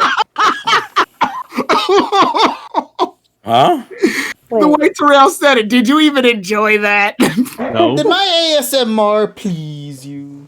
No. Don't say it like that. I don't even like those videos. Thanks. I don't like listening to people eating. Like it's enough when TSS comes on here crunching on chips. You guys are fucked. Wait, hold on! Don't do my manners like that, man. Like chicken. Wow! Now that's crazy. Listen. He's not liking movie 3's fine, but don't do him like that now, okay? To be fair, TSS is pretty known for doing that. I at least it's not based in fiction. True, but don't do my man's like that now. It's Man, it could be any of you. It usually happens to be TSS. It could be any of you. In fact, Tyrone, I'm pretty sure you've crunched chips before. That's besides the point. I don't like people chewing and crunching and like. She doesn't like it if you get too close to her and you sip some tea. Don't you fucking crunch at me. All right, God. Yeah, but who else didn't go? We got what? Richie. We got Richie Terrell. and Terrell. Well, actually, TSS Terrell said he wanted to go last. ASMR, You want to go last? Okay. Go ahead, Richie, because I just said it was fun, and I'm good. I mean, I don't have much to say. This one will be real quick. I don't believe you, Richie. When you never not have a lot to say? I don't hear that shit. Counting down. I'm a count. Richie, say your. Richie, say it. First of all, I think the Team Rocket. At first, to me, the Team Rocket thing was just a little bit random, like their first appearance, like when they came into the car. I thought that maybe they had like some sort of maybe they established that off screen with the director because Journeys is very prominent on doing stuff off screen. But no, it was just their shenanigans. So I was just like, I can see what they were going for, but I'm just not really amused by it because the usage of Team Rocket in this season is not really hitting it for me. I don't know if I would have given Sobble U-turn because normally when we see this before in the anime where it's like a Pokemon's in a crunch situation, it needs to pull something out of its butt. It's like dire situation. It usually warrants a pretty good, okay move. But U-turn, I mean, I guess it's okay, but I think it's pretty underwhelming.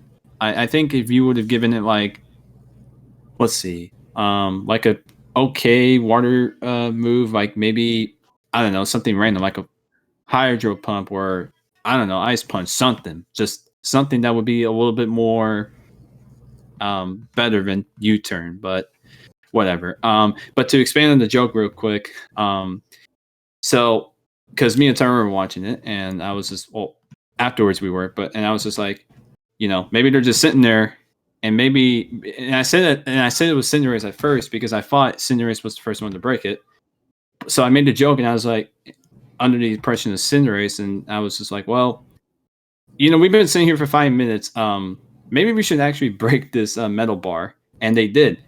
But the whole reason why I made that joke is because I think we've seen so many times for Journeys where it's like inconsistent of what their abilities can do and what they, of what they can actually do. I mean, I know we're supposed to, sometimes go into the scenario of, they have to look weak in order for certain plot lines and for certain scenarios to happen within the story. But the fact that this happens a lot, it becomes more of just make it happen already. Because I was literally saying during that moment, I was just like, yep, they're probably going to break it within the next few minutes. Just wait for that moment to happen. So Journeys is becoming a little bit more predictable to me. But as far as this episode is concerned, because like I said, the only thing I can really say about it, because there's not much to say about the episode in itself, which is why I didn't really go too in depth about it. I like the development Sobble guy. I like the fact that it was inspired by someone, or within its own evolution line, to become better. Because at first he was like this very timid crybaby. I mean, he kind of still is in the way, but he's a lot more confident, and he definitely has like the courage to do these things, like especially fucking with a Darmanitan near the end, which I thought was pretty funny. But it definitely shows the step of development from the fact that at first it wasn't even able to do that because it would just get scared. But now it's just like, hey, I can fuck around with you because I'm that confident. So I give this episode like a 7.5. Like, it's a pretty decent episode. I mean, it's not. I'm like Tyrone in the sense that I don't necessarily love it too much, but I also don't hate it. So I'm like around the middle. So I give it a 7.5, like 7.5. Alrighty. Terrell, I guess. Did you have anything more to say besides? I mean, realistically, if just to give like a legit version of it, I kind of agree about the first Team Rocket entrance being kind of jank. It's not bad. It just seems really random. I think their second appearance is way more fleshed out and handled better. Cages in Pokemon fucking suck because they always leave a bunch of plot holes. Realistically, the way you have to acknowledge cages in Pokemon episodes for the most part is realize that you're watching the Pokemon anime. So don't take the cages literally, otherwise the shit won't make any sense. And a lot of the Sobble and Inteleon stuff was well handled. I like the joke with Darmanitan about how it scared it, and then eventually his guerrilla warfare, his hit and run tactics allowed him to get the one up on everyone. It's nice growth. I'm a little surprised how little Inteleon's actually in the episode. What's her name? Jacqueline is the girl, right? Jacqueline, yeah. Yeah, Jacqueline has a terrible fucking voice and needs to get back and do some more anime training to get better. Terrell just reminded me of something. By the way, Terrell just reminded me of something that I even brought up. Terrell reminded me of something I even brought up in the chat yesterday. Darmanitan literally starts these starter Pokemon up. Well, yeah, I mean, Scorbunny didn't want to learn Ember until Darmanitan started showing off fire techniques. Sobble didn't learn U-turn until Darmanitan egged it on. Like, I love that. So what you're telling me is Darmanitan is needed to save journeys right now. I mean, he's the only thing that pretty much initiates a lot of the events. Yeah, he's the one that without him, there's no plot. Who would have thought? That's actually bad. It's really bad. I just realized that. But I love Darmanitan. Yeah, somebody. It's not hate on Darmanitan. It's bad that it takes a side Pokemon to get like any sense of development. It's the same. What you're saying is that Grookey's going to get development when Darmanitan decides. Yeah, they're gonna have like an ape war or some shit. Yeah, Darmanitan's gonna have to dictate it. So yeah, I just realized he's a plot-inducing Pokemon. I mean, I'm glad we saw more of Ghost Pokemon, even in the background. Yeah, we did. I think they were playing baseball or some bullshit. Yeah, it's fast. I love that. But yeah, like all in all, it's fine. I enjoyed it for what it is, but it very much kind of goes into Tyrone's whole thing about how the standard, and even Polly said it, there's a difference between being a good episode and being a good Journeys episode. Because Journey's bar is so fucking low that I can't put it on the same level as X and Y or Sun and Moon or Best Wishes or Diamond or Hoenn, because it's so, it doesn't even hold well to its it's just kind of disappointing because this is the best Journey gets, and this is like the base level for other series. So like, it's fine. It's nice. It has some stuff for Sobble, and next week we get to see Opal. So yeah. Mm-hmm. Go for it, Jesus. Time. Oh, okay. Yep, time to turn this right side up. So okay. So as of this point, I'm freaking taking these rocket things and I'm just putting it beside that. So I'm not rating the episode with the rockets in it. I'm actually rating the actual device of this episode, which is the Go and the Sobble development. And in that one, it gets an 8.7. Once again, Go proving that he's actually getting more fucking development, and he's actually this is the second episode in a row where he actually got fucking development. You could really see his character really starting to shine. And Inteleon, they did a great service. First of all, showing at the beginning of the episode, showing the whole line and actually having Maria Eichholz gets her $10 at the first 2 minutes instead of like 15 minutes in. That was great. Like I said, the movie plot device was cool because you had like freaking the director saying, "Oh, keep filming," because like, well, like what the fuck are you gonna do with that later? But whatever. Like I said, the rocket callback with the freaking Porsche was fun. Like I said, Kojiro's reference to freaking Takumi Fujiwara, that was pretty cool. Like I said, 4D chess shit going on. Later on in the episode, like I said, people don't like when freaking, the Rockets do this shit. But for me, it's like, I'm the person that likes AG, and I can fucking, I turn my brain off at that, so whatever. But the whole thing was Sobble actually did something, like faced its fear having Inteleon as a mentor. That was pretty fucking cool. And finally getting to freaking master its kind of like hidden technique, and then attacking from a distance. That was pretty cool than just hiding. I just like that. And like I said, I think Go's more passionate now to Sobble than ever. And like I said, you could really see that he actually gives a fuck about his Pokemon. And U-turn is weird, but then when we think about it, if he's gonna get G-Max freaking Inteleon, it's gonna be freaking Max Flutterby, Max Flutterby. So that's gonna be decent. So, like I said, rockets turn off in my brain. As for actual Go and Sobble development, 8-7. That's my review. How short? Huh? Yep, that's it. I mean, we all stated this was going to be a long review because this episode is very neutral. That's it. That's all I have to say. I kind of want to give a little 2 cents to the next week's episode, but I'll wait for that. Well, we have a half an hour, so we can do that. We're mostly.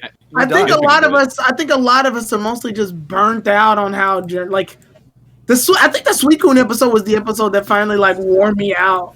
Hit like the nail on the coffin, basically. Yeah, so I'm just like, whatever happens and happens, Journey. Oh man, well actually, given what Richie said, this is also another thing I wanted to add upon this because I kind of talked a little bit about it, or at least like hinted at it.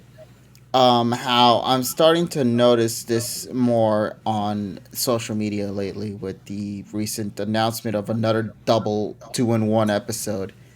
And how people were extremely pissed off about this, given how if you look at future episodes that are going to be airing, there's only like maybe one episode that's going to focus on Farfetch, and even then that's not even fully focused on Farfetch because I think it's also going to be sharing alongside Ghost Scyther as well, from what I recall. But yeah, so Zach was raging, Raph was pretty pissed off, Ben was also pretty pissed off. A lot of other people within the Anime community have become pretty triggered about this. At first, I'm not going to deny, I thought I was like the only one who had that horrible mindset that like, oh no, if Journeys continues in the direction it's in, it's going to be like, I'm done. I'm just going to wait. So the one is, are you guys talking about the one with Wilkston?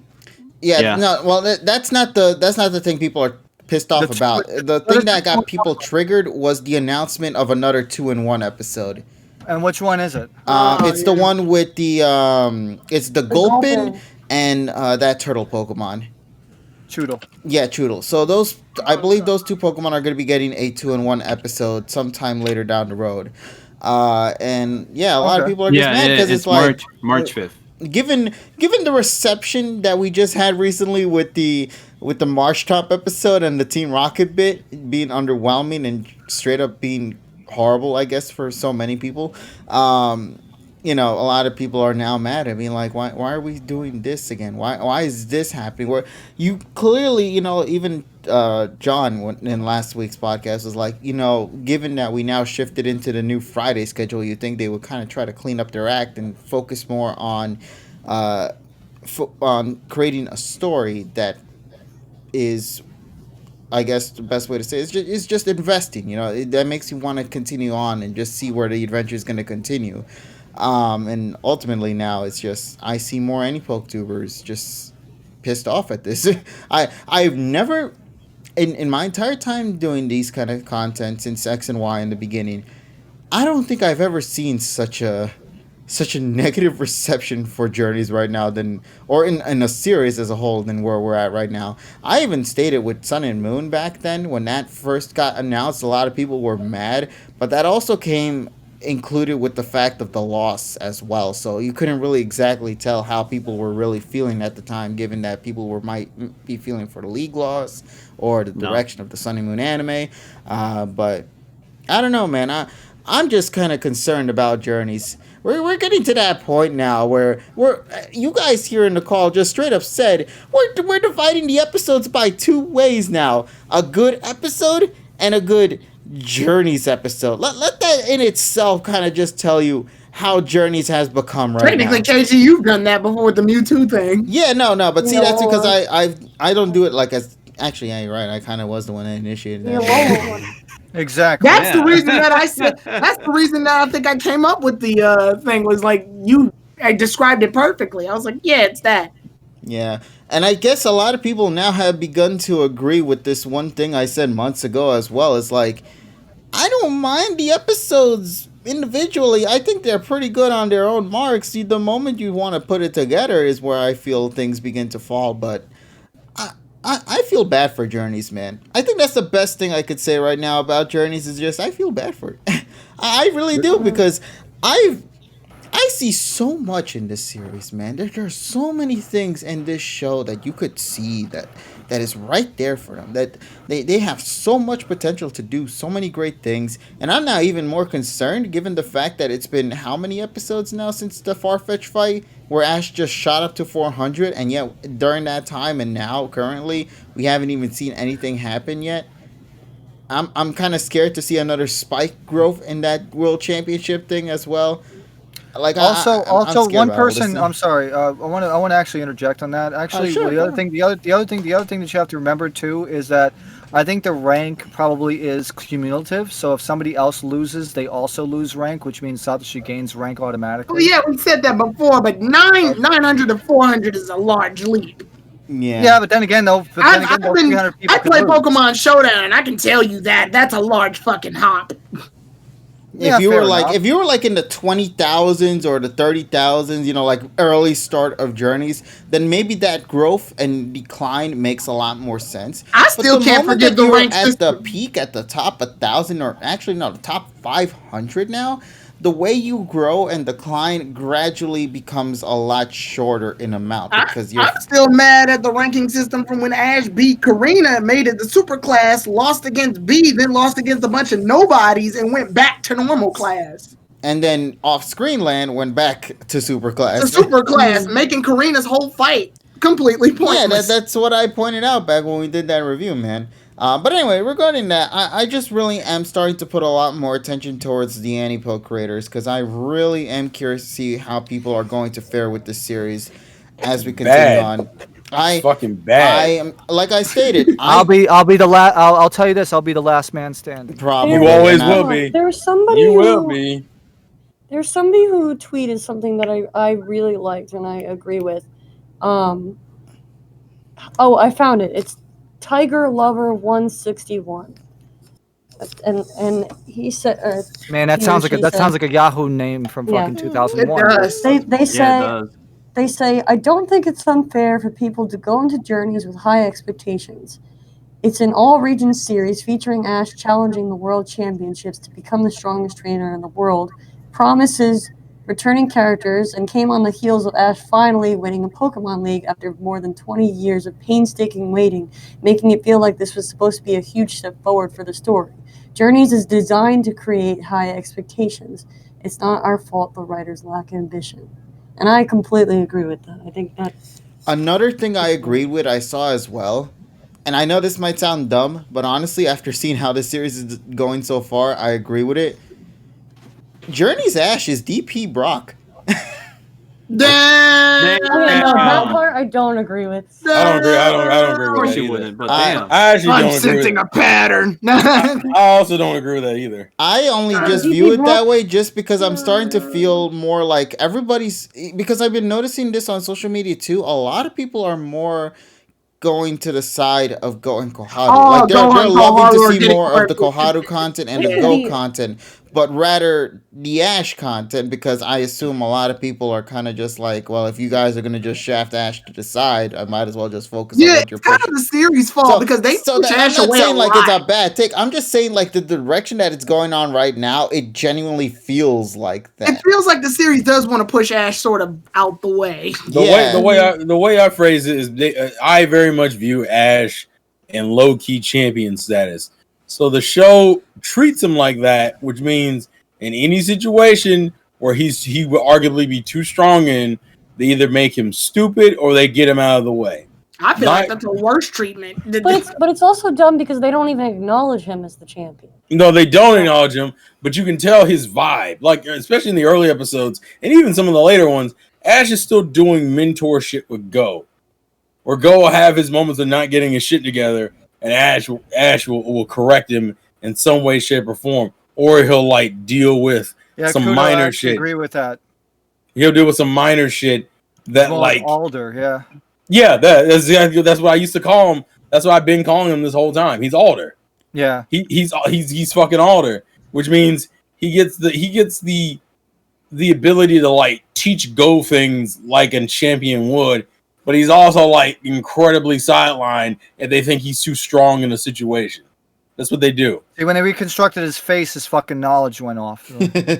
Well, I don't even think his knowledge went off because I think he's still good. He's still good, but the problem is they have to. But he's good. He was more stupid, he's good only in episodes that aren't focusing around Go. If Go gets an episode, Ash is stupid, or Ash is irrelevant. The fact that we can already pinpoint that shit happens kind of tells you the way this series is. The writing is bad. It's bad fucking writing. Yeah. I feel like we've gotten once again. The Yokai was better this week, by the way. I gave that one. I'm waiting for them to release the subs. Damn it, man. I'm just putting this in context.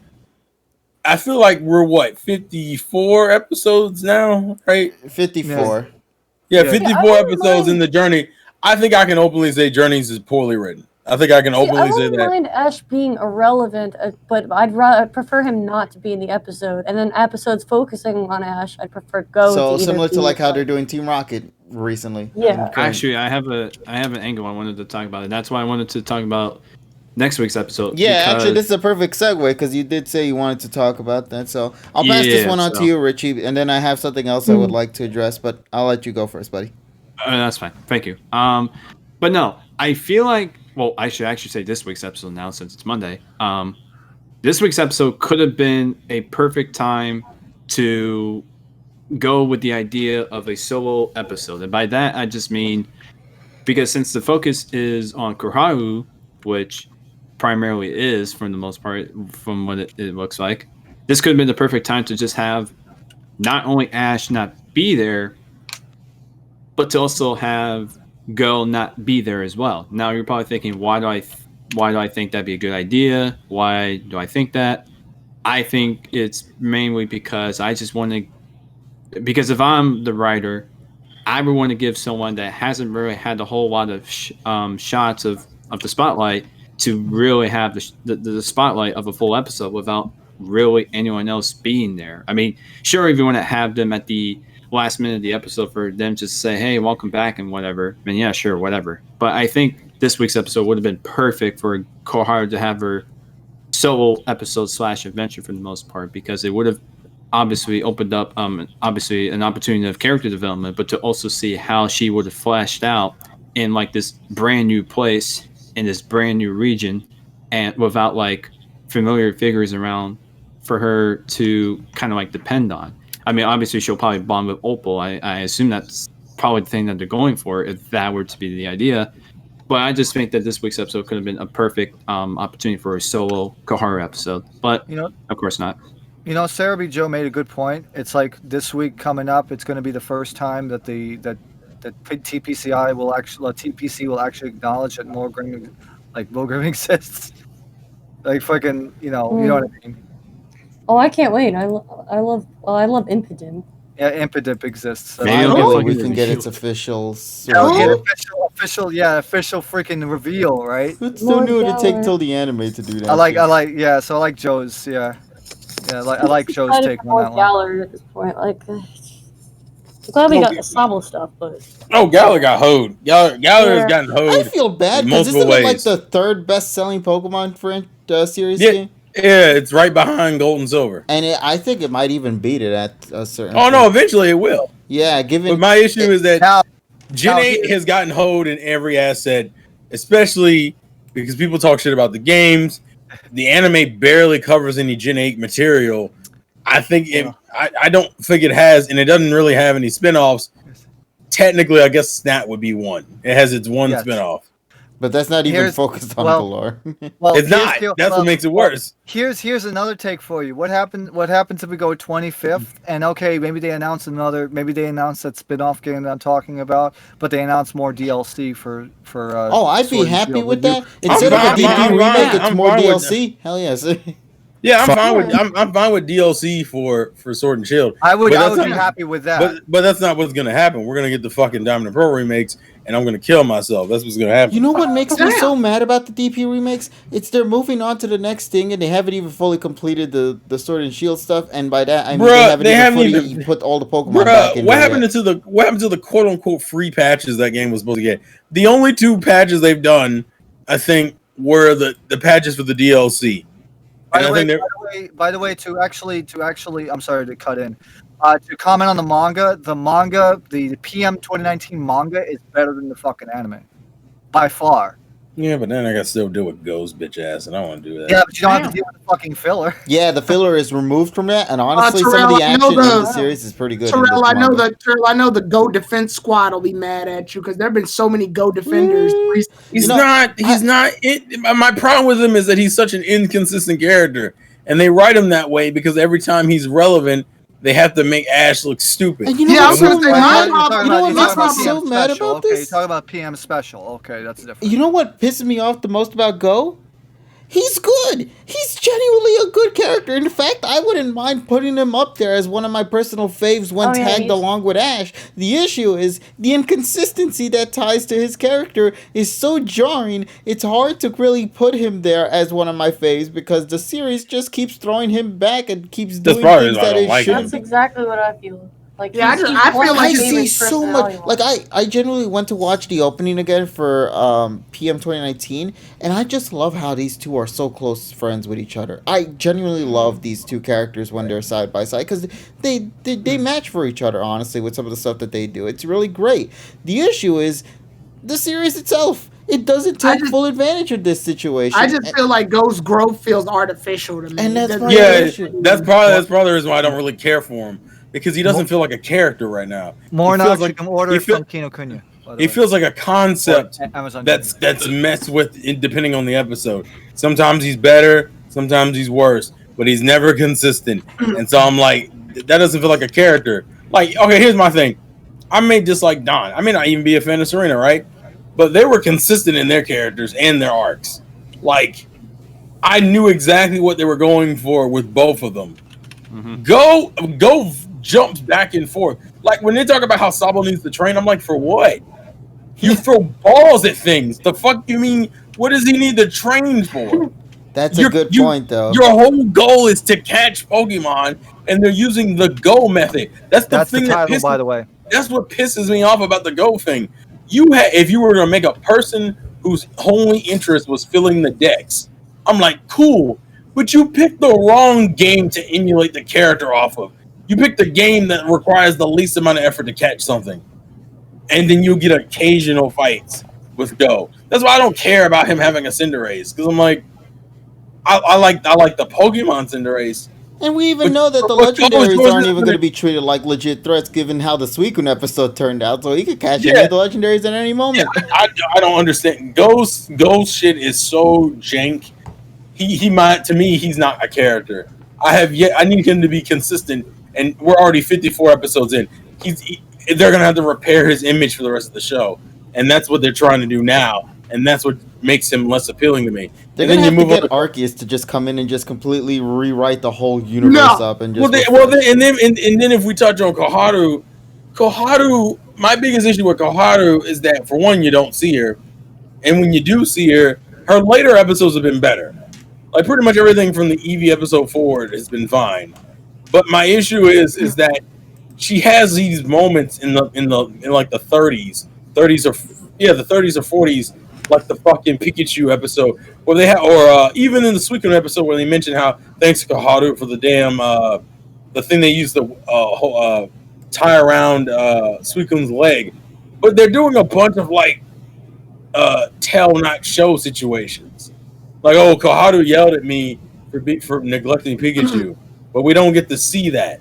Oh, Koharu, thank you for the band-aid. I mean, not band-aid, but the fucking like bandana to tie on Suicune's leg. But we never see that. It doesn't like. And now they want to give her episodes based around like a potential team, and I'm like, she doesn't even know what she wants to do yet. Like the fuck, like I don't like this amount of uncertainty for a show that's in its 50s, like the early 50s of its episodes. It's just not good. That's why I said Gary and Iris are gonna be my straw. If you fuck up Gary and Iris, that's it. We're done. Yeah, because actually, I have a question to that. Yeah, because like here's the thing, like if you mess up those two, who's to say they're not gonna mess up other fan favorite characters that you might anticipate? They already have. Also, they already did. What you mean? I'm saying, and also, if you fuck up Gary, that's an automatic L. Like I already drew my line with Karina. No, you know what's gonna be fucking sad? I can just imagine this happening where it's like they'll do like fine, good, or whatever, anything that's positive for Gary, but for Iris, they'll just find a way to screw that one up. Oh, like, I can see him doing that just because Gary. Iris is going to take the L so that Gary could take the W. Yeah, I still wouldn't like that. Why did you even bring her back for that?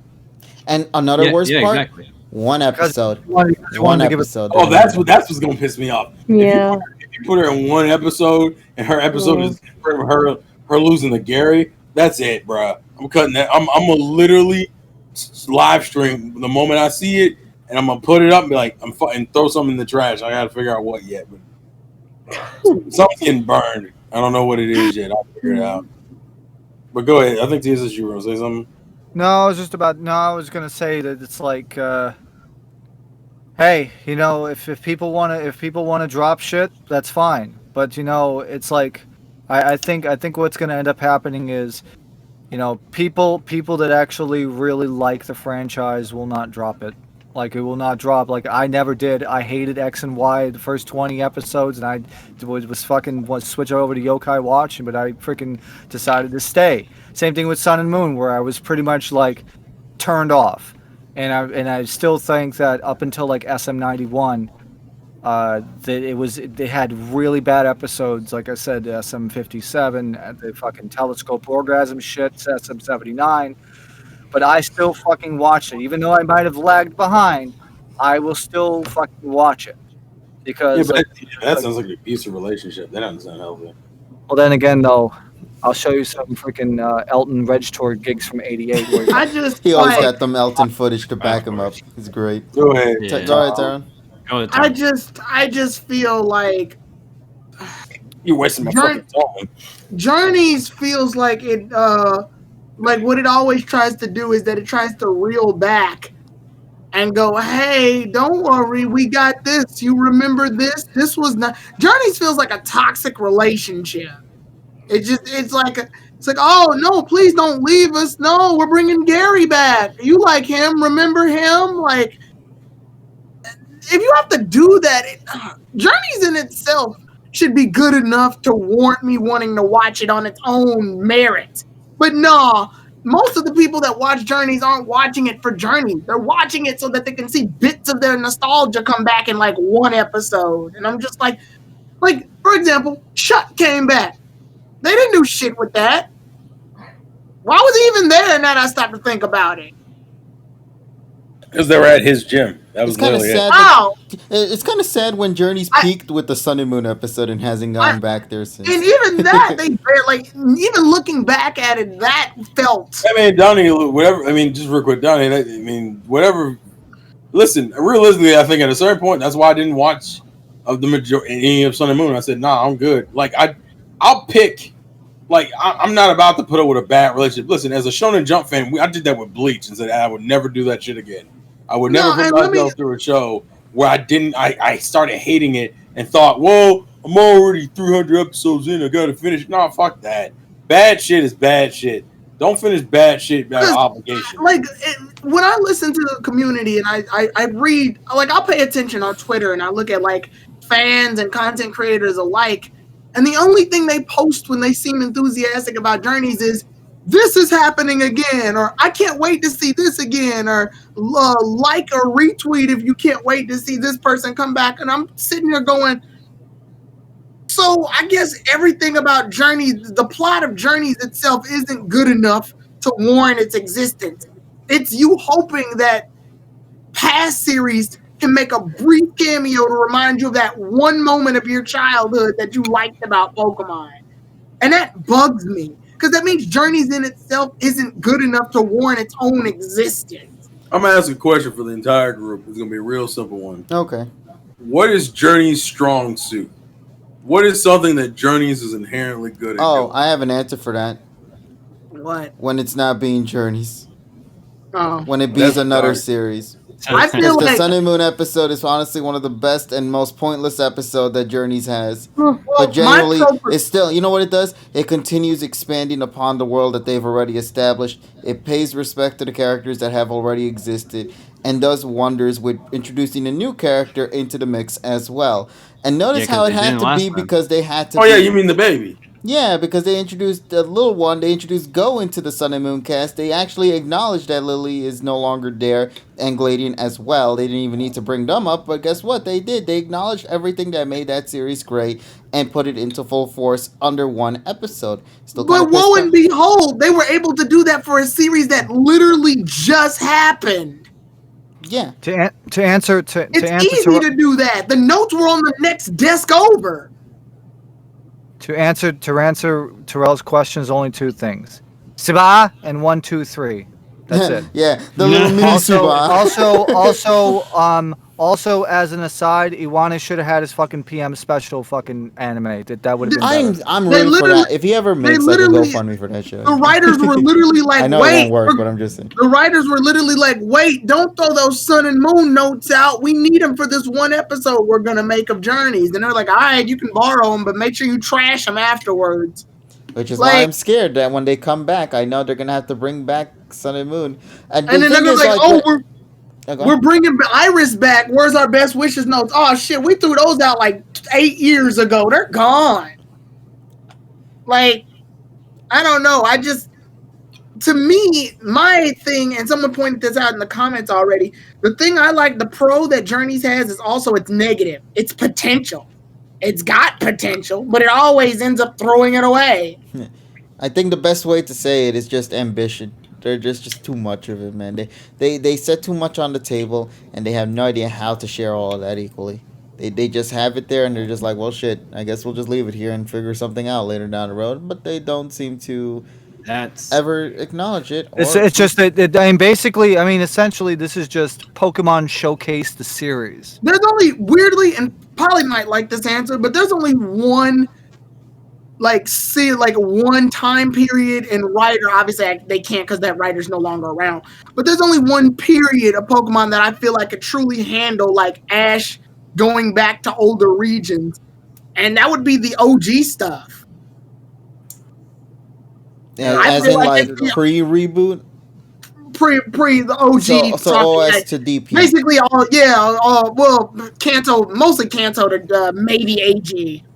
Yeah, because AG also goes back to Kanto. Yeah, AG does like everything that was in that little era of Pokemon, because they do a good job of remembering stuff that happened. And yeah, from DP does it too. So I guess DP's in there too. Yeah, because it's Kanto all the way to DP because that's the consistent story. Yeah, so I think that's like the only time I really feel like they could have handled like an Ash going back to older region stuff, because at that point they realized that shit exists. Whereas here, like, It's like ever since the reboot, they've made the stories feel like they have to stay stuck to that region rather than building upon what has already been established from previous generations. Although it didn't make any fucking sense, because then if you're throwing everything in the garbage, we wouldn't have had fucking Charizard returning fucking BW. Yeah, I'm mostly referring to like what happens in. It's more like what happens in Unova stays in Unova. What happens in Kalos stays in Kalos. Also, Unova, unfortunately, just like the games, once it got to a certain point and the fans' responses start coming in, backtracked like a motherfucker. The games did it. Yeah. By reading. So like the anime was like, oh, people don't like Team Rocket and Best Wishes. So you got the goofy ones again. Well, also, we need more references to the original series. The other thing is, it's like Cynthia and shit again. The other thing is like, first of all, Tohoku Earthquake, and then fucking Black and White 2 was a thing, so that's why they fucking had to do that. So that kind of fucked things up beyond belief. I mean, the Earthquake, but I don't think Black and White 2 really fucked things up. I think it was the fans. I think literally Best Wishes is a product of the fans' backlash that hold the rest of the series. I think it's because like now they're scared to be creative now. Yeah, they got pigeonholed so hard because people said, I don't like what happened to Team Rocket. I don't like the lack of and then they released fucking then they had the fucking the radio show shit, and then they released like from what I heard. So sorry for interrupting as well. Sure, go ahead. But I was gonna say, I even heard that even the VAs for X, Y, and Z, they weren't very pleased about the direction of the story as well, because they didn't like voicing the serious sides of the story. Yeah, Pokemon, unfortunately, I very much believe is pigeonholed by its own fan base and its own voice actors and actresses. And I think it's the games and the anime, but it's also the anime it comes out worse. Also, I believe it's pressure from the investors that are trying to freaking try to like get that's Pokemon ratings. That's but I'm talking about the IP suffers as a whole. Right, but the games and the anime. Right, and but in this case, I would say it's more like JR Kikoku, which is the JR Japan Rail, which owns a portion of this, and also some other investors. Because if you look on any anime stuff, you see like fucking 5 companies in the freaking thing. You have ShowPro, you have TV Tokyo, you have JR Kikoku. I believe like some of those investors, since the ratings aren't good, they're trying to fucking change shit to try to get more ratings, and that's why we saw that freaking big thing with XY, and that's why XY was so different, and fucking Sun and Moon was so different, and now 2019 is so fucking different because they're trying to recapture lightning in a bottle, but it's not working. But they won't try the one thing that everyone's been fucking asking for. And also, by the way, we are still in a streak where the PM 2019 series has not cracked the top 10. Still, even after the fucking time slot. Well, it's surprising there hasn't been an episode good enough to do that. I mean, it's also been the product of the series going on for 20 plus years. No, even shows. No, because good shows can do that. And also, what was the one that Pokemon had to keep fighting with almost every single time? Yeah, that show has been existing for how long now, and it's still in the listing for top 10. Because people know what they want from the Pokemon anime, and they just won't do it. 30 years. 30 years. Well, hold on, is Chibi Madoka like held down by anything else, or can it be its own show? I mean, that's 30. Yeah, it's been around for 31 years. What's its rating? Always like top 10s mostly. No. Like audience rating. Audience, like as in like what age group? Everyone. Like it's family. Everyone. It's a universal TV show. It's a family friendly show. Yeah. Similar to Pokemon. And it's not held down by whatever game or trading card or some shit. It's its own separate series doing whatever. So it has freedom. It can do whatever it wants. The manga, because the mangaka died like 3 years ago. Yeah, but it's got freedom. It can literally do whatever it wants. Right. Pokemon tries to show off so many Pokemon of the day and shit. That's why we get those little stupid low-key episodes that have nothing to do with anything. What makes me mad is that they've been experimenting, I would say, since Black and White, with like these specials and with these like variations on the mythos. And I'm like, what are you experimenting for if you're not going to actually try anything? And every generation since Gen 5, we get a little bit better. Gen 5s were pretty much just adaptations of sequences from the games. Gen 6 got its own little side specials and shit, and it kind of went into, but it tied into the anime. Gen 7 I'm trying to remember. Gen 7 would be I would think Generations is around one of those. So maybe Gen 7's is probably Generations, and then Gen 8 is Twilight Wings. I thought it was beforehand. No, Twilight Wings is Gen 8. No, I'm in Generations. Generations is probably Gen 5, I would probably say. Galar Adventure, I agree with that because I've actually met up with Elgato in person a few times, and yeah, I know exactly what he means by that. So I totally agree with him. I'm just kind of at the point where I'm like, Pokemon as an IP needs to change. It's not just the show. It's not just the movies. It's not just the games. It's not just the cards. It's every fucking thing. And their investors, and unfortunately, I very much believe they're going to have to lose money to a severe degree to really be willing to try something different. And the biggest problem also is that there's a huge difference between TPC and TPCI because the international wing is the one that's probably the least organized. Well, the fact that we still have a fucking company that'll upload clips and videos to its YouTube channel and doesn't allow fucking comments, for God's sakes. I'm not even talking about. That's YouTube's thing, though. I think. No, that's standard for. That's a YouTube thing, to be fair. Because remember the But my point is that it's a very behind the times mentality. Well, yeah, that's what it is. Like even during the Twitch streams, it's heavily moderated and shit. Like, dude. Yeah. It's like at a certain point, you've pigeonholed yourself into a position, but you're constantly trying different things. So it's like you've typecasted yourself, but you still want to play you still want to play the role of a thespian. It's like what? Like you got to pick one. Like either give yourself full looseness, or just be that one thing. And Pokemon, shown from Gen 5 to now, anime wise and game wise, does not know what the fuck it wants to do.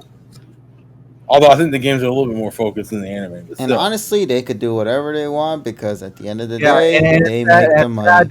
It's sad that Level 5 does a better job. And look what happened to them, man. Just because you know what you're doing doesn't necessarily mean you'll always be at the top all the time. It doesn't mean you'll be rewarded. I feel bad for the U.S. freaking wing of Level 5 getting shut down because their fucking games are great. I mean, I very much believe that they would just. You got the money. I would at least take a legit shot and make it maybe a 13 to maybe 56 episode series that's based on like the canon of the games, and just see how it does. Yeah. You ain't got to stop Journeys. Just do a short series to see how it does. Because I bet money people wanted. You know what people did? Remember that music video they posted last year? That Bumble Chicken. The tribute song. That literally pays tribute to the entire franchise game wise. Yeah, motherfuckers were like, is this an anime? Is this an anime for something? Motherfuckers are so like starved for like legit anime Pokemon content. I was like that during Black and White 2's little animated short. You know what I think it is though? You're just like, where the fuck is the adaptation of this shit? Yeah, but I think this is gonna be something I don't know if people will agree. I think that's just a Western audience that's saying that.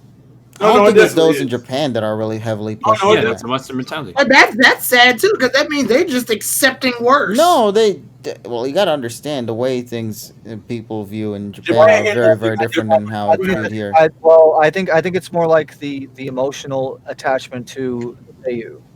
Yeah, remember, it's been going on for 20 years with Ash. Sabrina Matsumoto is heavily loved, and even the new one that came in to do for Go's voice is exactly is also another well-loved one. So it's ties to the voices themselves, and I'm not sure what's going to happen for the future of Pokemon, in all honesty. I don't know where things can go. Things look pretty bleak at the time being, because even the video game franchise, the TCG franchise, the spin-offs and all that, they don't necessarily feel... I guess the best way to say it is genuine. It's just something to be there for the sake of being there and not for the sake of actually trying to do something. And they're not doing their best. Yeah, so... it's a matter of time till we see more information towards what they intend to do, with Pokemon. I hope that with the 25th anniversary, they begin to start exploring more concepts that I feel fans wouldn't mind. And, I know a lot of people were kind of ticked off about the whole, what was it, Katy Perry or whoever it was that was going to be doing a Pokemon song. like that's a step in the right direction in my opinion. I know it's not something a lot of people agree on, but I do like that they're at least trying to kind of go back to the roots and try to do things that they used to do back in the early 2000s or even late 1990s. So it's just gonna be something that they have to continue to experiment in hopes that maybe one day they'll find the thing that works for them and hopefully will benefit not just only them but also the fans in the long run. And The same amount of energy that they needed to make Pokemon pop off and become Pokemania and the early 2000s, in the late 90s and early 2000s, is the same energy we need to be like giving off now. Because and not just for one form of media, for all form of media. Yeah, I noticed that energy has declined since 2003. Which is kind of sad because, like, Sword and Shield, as we stated before, third best selling franchise right now. And yet, for some reason, I don't think they're taking full advantage of that. They're not. They're really not. So I don't know. I feel like the DLC was a step in the right direction, but look what we had to go through for That's that. all one. I agree with that. We had to go through people fucking like talking all shit just because a couple of Pokemon weren't going to be in the game. A problem that has always been persistent, but now it's a problem. Like, also, it didn't help that Oras literally came. I mean, not Oras. I'm sorry. Ultra Sun, Ultra Moon came right beforehand. So yeah. A game that personally didn't need to exist. Ornox actually asked about Takashi Shudo's original vision of should have ended years ago. I agree with that, actually. At least, like like other series. At least that current generation. At least those anime characters, they should have just went into the sunset, and they should have just done something new. Yeah. Yeah, I would much rather have no watch problem something. with Ash as a character. I have no problem with how he's handled and whatnot. But and this is something I wanted to add at the end.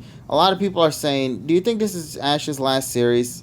And honestly, it better not be, because if he's ending on this note, no, that's why you should have had him before this. Yeah, he had so many opportunities to have ended his story. If you plan on ending it right now, this is the worst one, honestly. Actually, I'll give you free.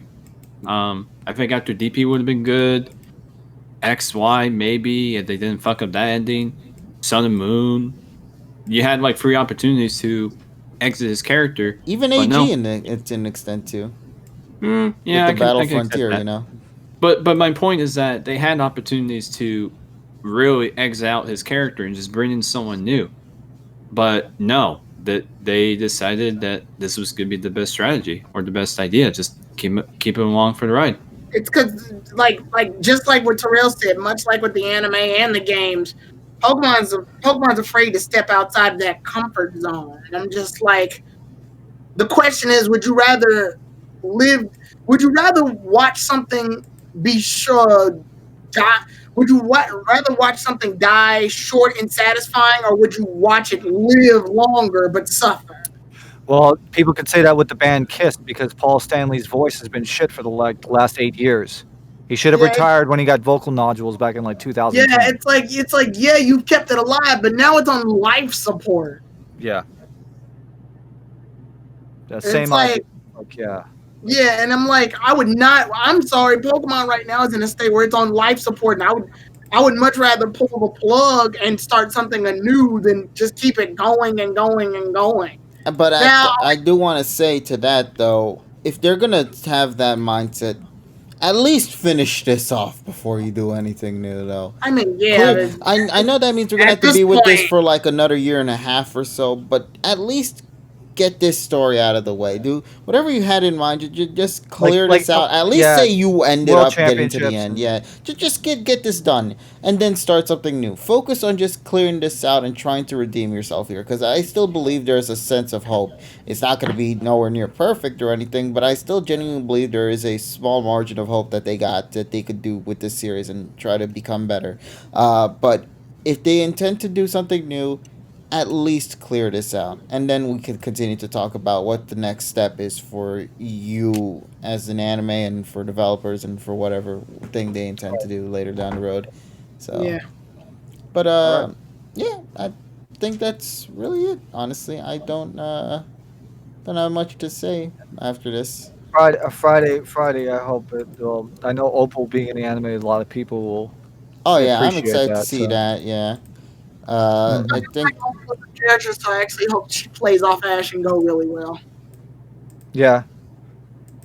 I wonder if she's going to see something in Koharu. Even in the game, a lot of characters don't get a lot of time to really do much in the games, unfortunately, because the story for some reason is on rush mode in Sword and Shield. But they do a lot with Opal, and I actually like her. Like I like her as a person. Well, we'll see. Well, we. She reminds me of a cheeky grandmother. Wait. We should have the Seiyu for that listed, right? I believe so. Let me see if I could. Who is going to be voicing her? I'm interested. Yeah, I didn't actually read as to who was going to be doing the voice. Good job. I wonder if Arky is with the KG. You know what I'm talking about? With yeah, Arky. He's not around at the moment, so I don't think he's. Okay. Because he's usually the one that posts that stuff. Yeah, I know the. Maybe Admin posted on our page. Yeah, and I know people on Twitter. They've already posted the VA listings for that. Well, let me see. Let me see here quick. See real quick before we let people go here. Yeah. Okay, we have. All right, so let me go to the notes. Or sorry, comments. Yeah, we do. So. Hold on a second. What's her name in Japanese again? I forget. Beroba, right? No. What's her name in Japanese? Oh, Opal's? Yeah. Opal from Pokemon is named. Let me see. Beroba? I mean, it would be funny. Poplar. Okay, Poplar. Yoshino Otori. Okay. Let's see who that is. It's Otori. It's one O. So let's see. Okay. Wait, her? Yes. So she's next. Oh yeah. So she's Naganado. Yeah, she's the Naganado. I'm not gonna notice that when I'm watching the episode. Obviously. She's also Suno's mama in Doraemon as well. That's the original Doraemon, yeah. Mm-hmm. Cool. Yeah, so. Yeah, so let's see here. So yeah, she's been in quite a bit. Mobile Suit Gundam. Oh, that's funny. But yeah. Yeah, so all right. That's fine. Rosen Maiden. I almost fell asleep again. Well, Yeah. I guess with all that being said, Richie, I think it's a good time to go. Yeah, I think now I feel like everybody's depleted at this point. Yeah, I think we've all reached sort of a fatigue. I'm not gonna lie. I'm getting sick of how every week we have to keep doing this. But that's only because Journeys keeps bringing us in this situation to where we have to. Even Sun and Moon, for what it was worth, like I didn't feel physically drained. No. See, the thing with Sun and Moon, and you stated it before, you said you had nothing wrong with it. The issue was, how do you review it? Yeah, I don't know how to review you can review it. It's I showed up to every episode of the PokePod, but I just generally didn't know what to say anymore. But not that. But at the same time, I could still contribute something. Here, I'm just like, I can contribute something because I watched the episode. But then after that, I'm just like, that it. I'm done. I've wiped my energy out being upset about something. Yeah. All right, so Impidimp is going to be voiced by Rikako Aikawa, which does Psyduck or Kodak. So I can't believe we're finally getting the debut of that bastard. Is this the big 25th anniversary happening right now? Is this the big reveal? Can't wait till I join the PokePod and replace Adrian. Oh boy. Well, I hope nobody heard snoring. What? No. And the fucking I fell show. asleep for. Okay, sorry. Let's rock and roll. And the show. Yeah, I'm busy right now playing some. Good night, everybody. So I love you all, but fuck Journeys, because the journey ain't starting today. But Journeys provides the entertainment, KG. You guys are having too much fun. Yes. I mean, we're having fun, but the fun is coming out of something else, man. Yeah, the fun is our torture. I wasn't here for the XY review, so I don't know how. Oh, XY was doing great until the league lost, and everybody started shitting on the series, except for Tyrone. I think it was like one of the few that. I was more disappointed, and now that time has passed, I've come to accept it, and there's even some points that I've learned from it. Yeah. Where was that during Zach's review, buddy? I should probably make a video about how I feel about the lost years later now. Yeah. Because my thoughts have changed. It's interesting to see just how, and this is something I always like saying to everybody as well, you know.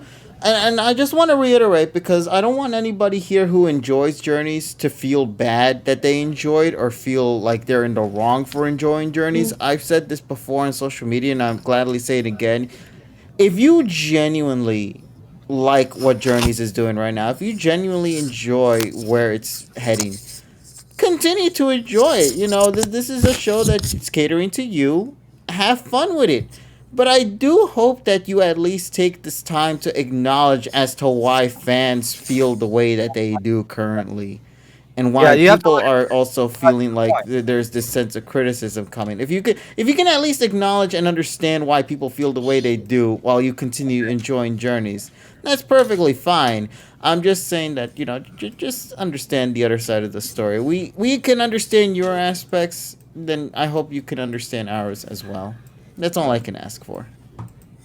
And as long as you don't go attacking people, blackmailing people, we're fine with everybody's Yeah, opinion. exactly. Just as long as you guys can come into an even ground on that, that's all that matters in my eyes. So, yeah, continue loving the series. Don't let what I said, Tyrone said, TSS, Richie, anybody else here in the call said anything to harm your enjoyment of the show. Left. What are you talking about? Oh yeah, never mind. What? What? I don't fucking matter The anymore. journey ended today. For now, at least we'll come back on next Monday. We'll talk about. Richie, anyone else on this call? Yeah, I only said that because I also wanted to wrap things up too. I apologize. I got pissed. I should have just said KG and that's it. Trey Man said Lucario. Who? Exactly. Who Cario? Yeah, let's just. I gotta go. Let's just. All right. Yeah. So once again, everybody, thank you guys so much for being with us here tonight. We hope you guys enjoyed our session of the pod. You can once again tune in on Friday night at 8:30 p.m. Eastern Standard Time to come in and watch me react to the episode live, as well as some other goodies as well. Tomorrow is going to be another fun-filled day on Tyrone's channel, where he's going to be having some sort of game night thing. We're doing tabletop with the TCG Game Boy game. Neat. So also, if you look for that, the Guhuds. Yeah, and I think Terrell is going to be streaming BW tomorrow. Yeah, he's streaming Pokemon Black. Yeah, and we're at Victory Road. Woo. So we're at the very end for that as well. Yeah, we're gonna start with the Guhuds, and we're gonna end with on the path of victory. No, we start with Gahud and then we end with the fuck. Gahud to Gafuck. Also, if you like Tales of Symphonia, I am streaming it on my Twitch channel on Friday nights, 9 p.m. Eastern Standard Time. TSS_killer on Twitch, at TSSKiller on Twitter. And with that, I feel we are now ready to go and call it night for now. So everybody, once again, thank you guys so much for being with us here, and we hope you enjoyed. So yeah, I got not much more to say. Aside from, hope you guys go have an awesome day. Take care, everybody. And we'll speak with you then. Wow, that was a weird way to wrap up this session. But you guys know how it is. TSS, please say the magical word that, you know, we always like hearing. Please wash your fucking hands. And please don't piss in the snow. Thank you. Good night. The fact that he had to say please is already enough to tell us how we feel. Later days, peeps. All right, everybody. Night-night. Buenas noches. I like tacos.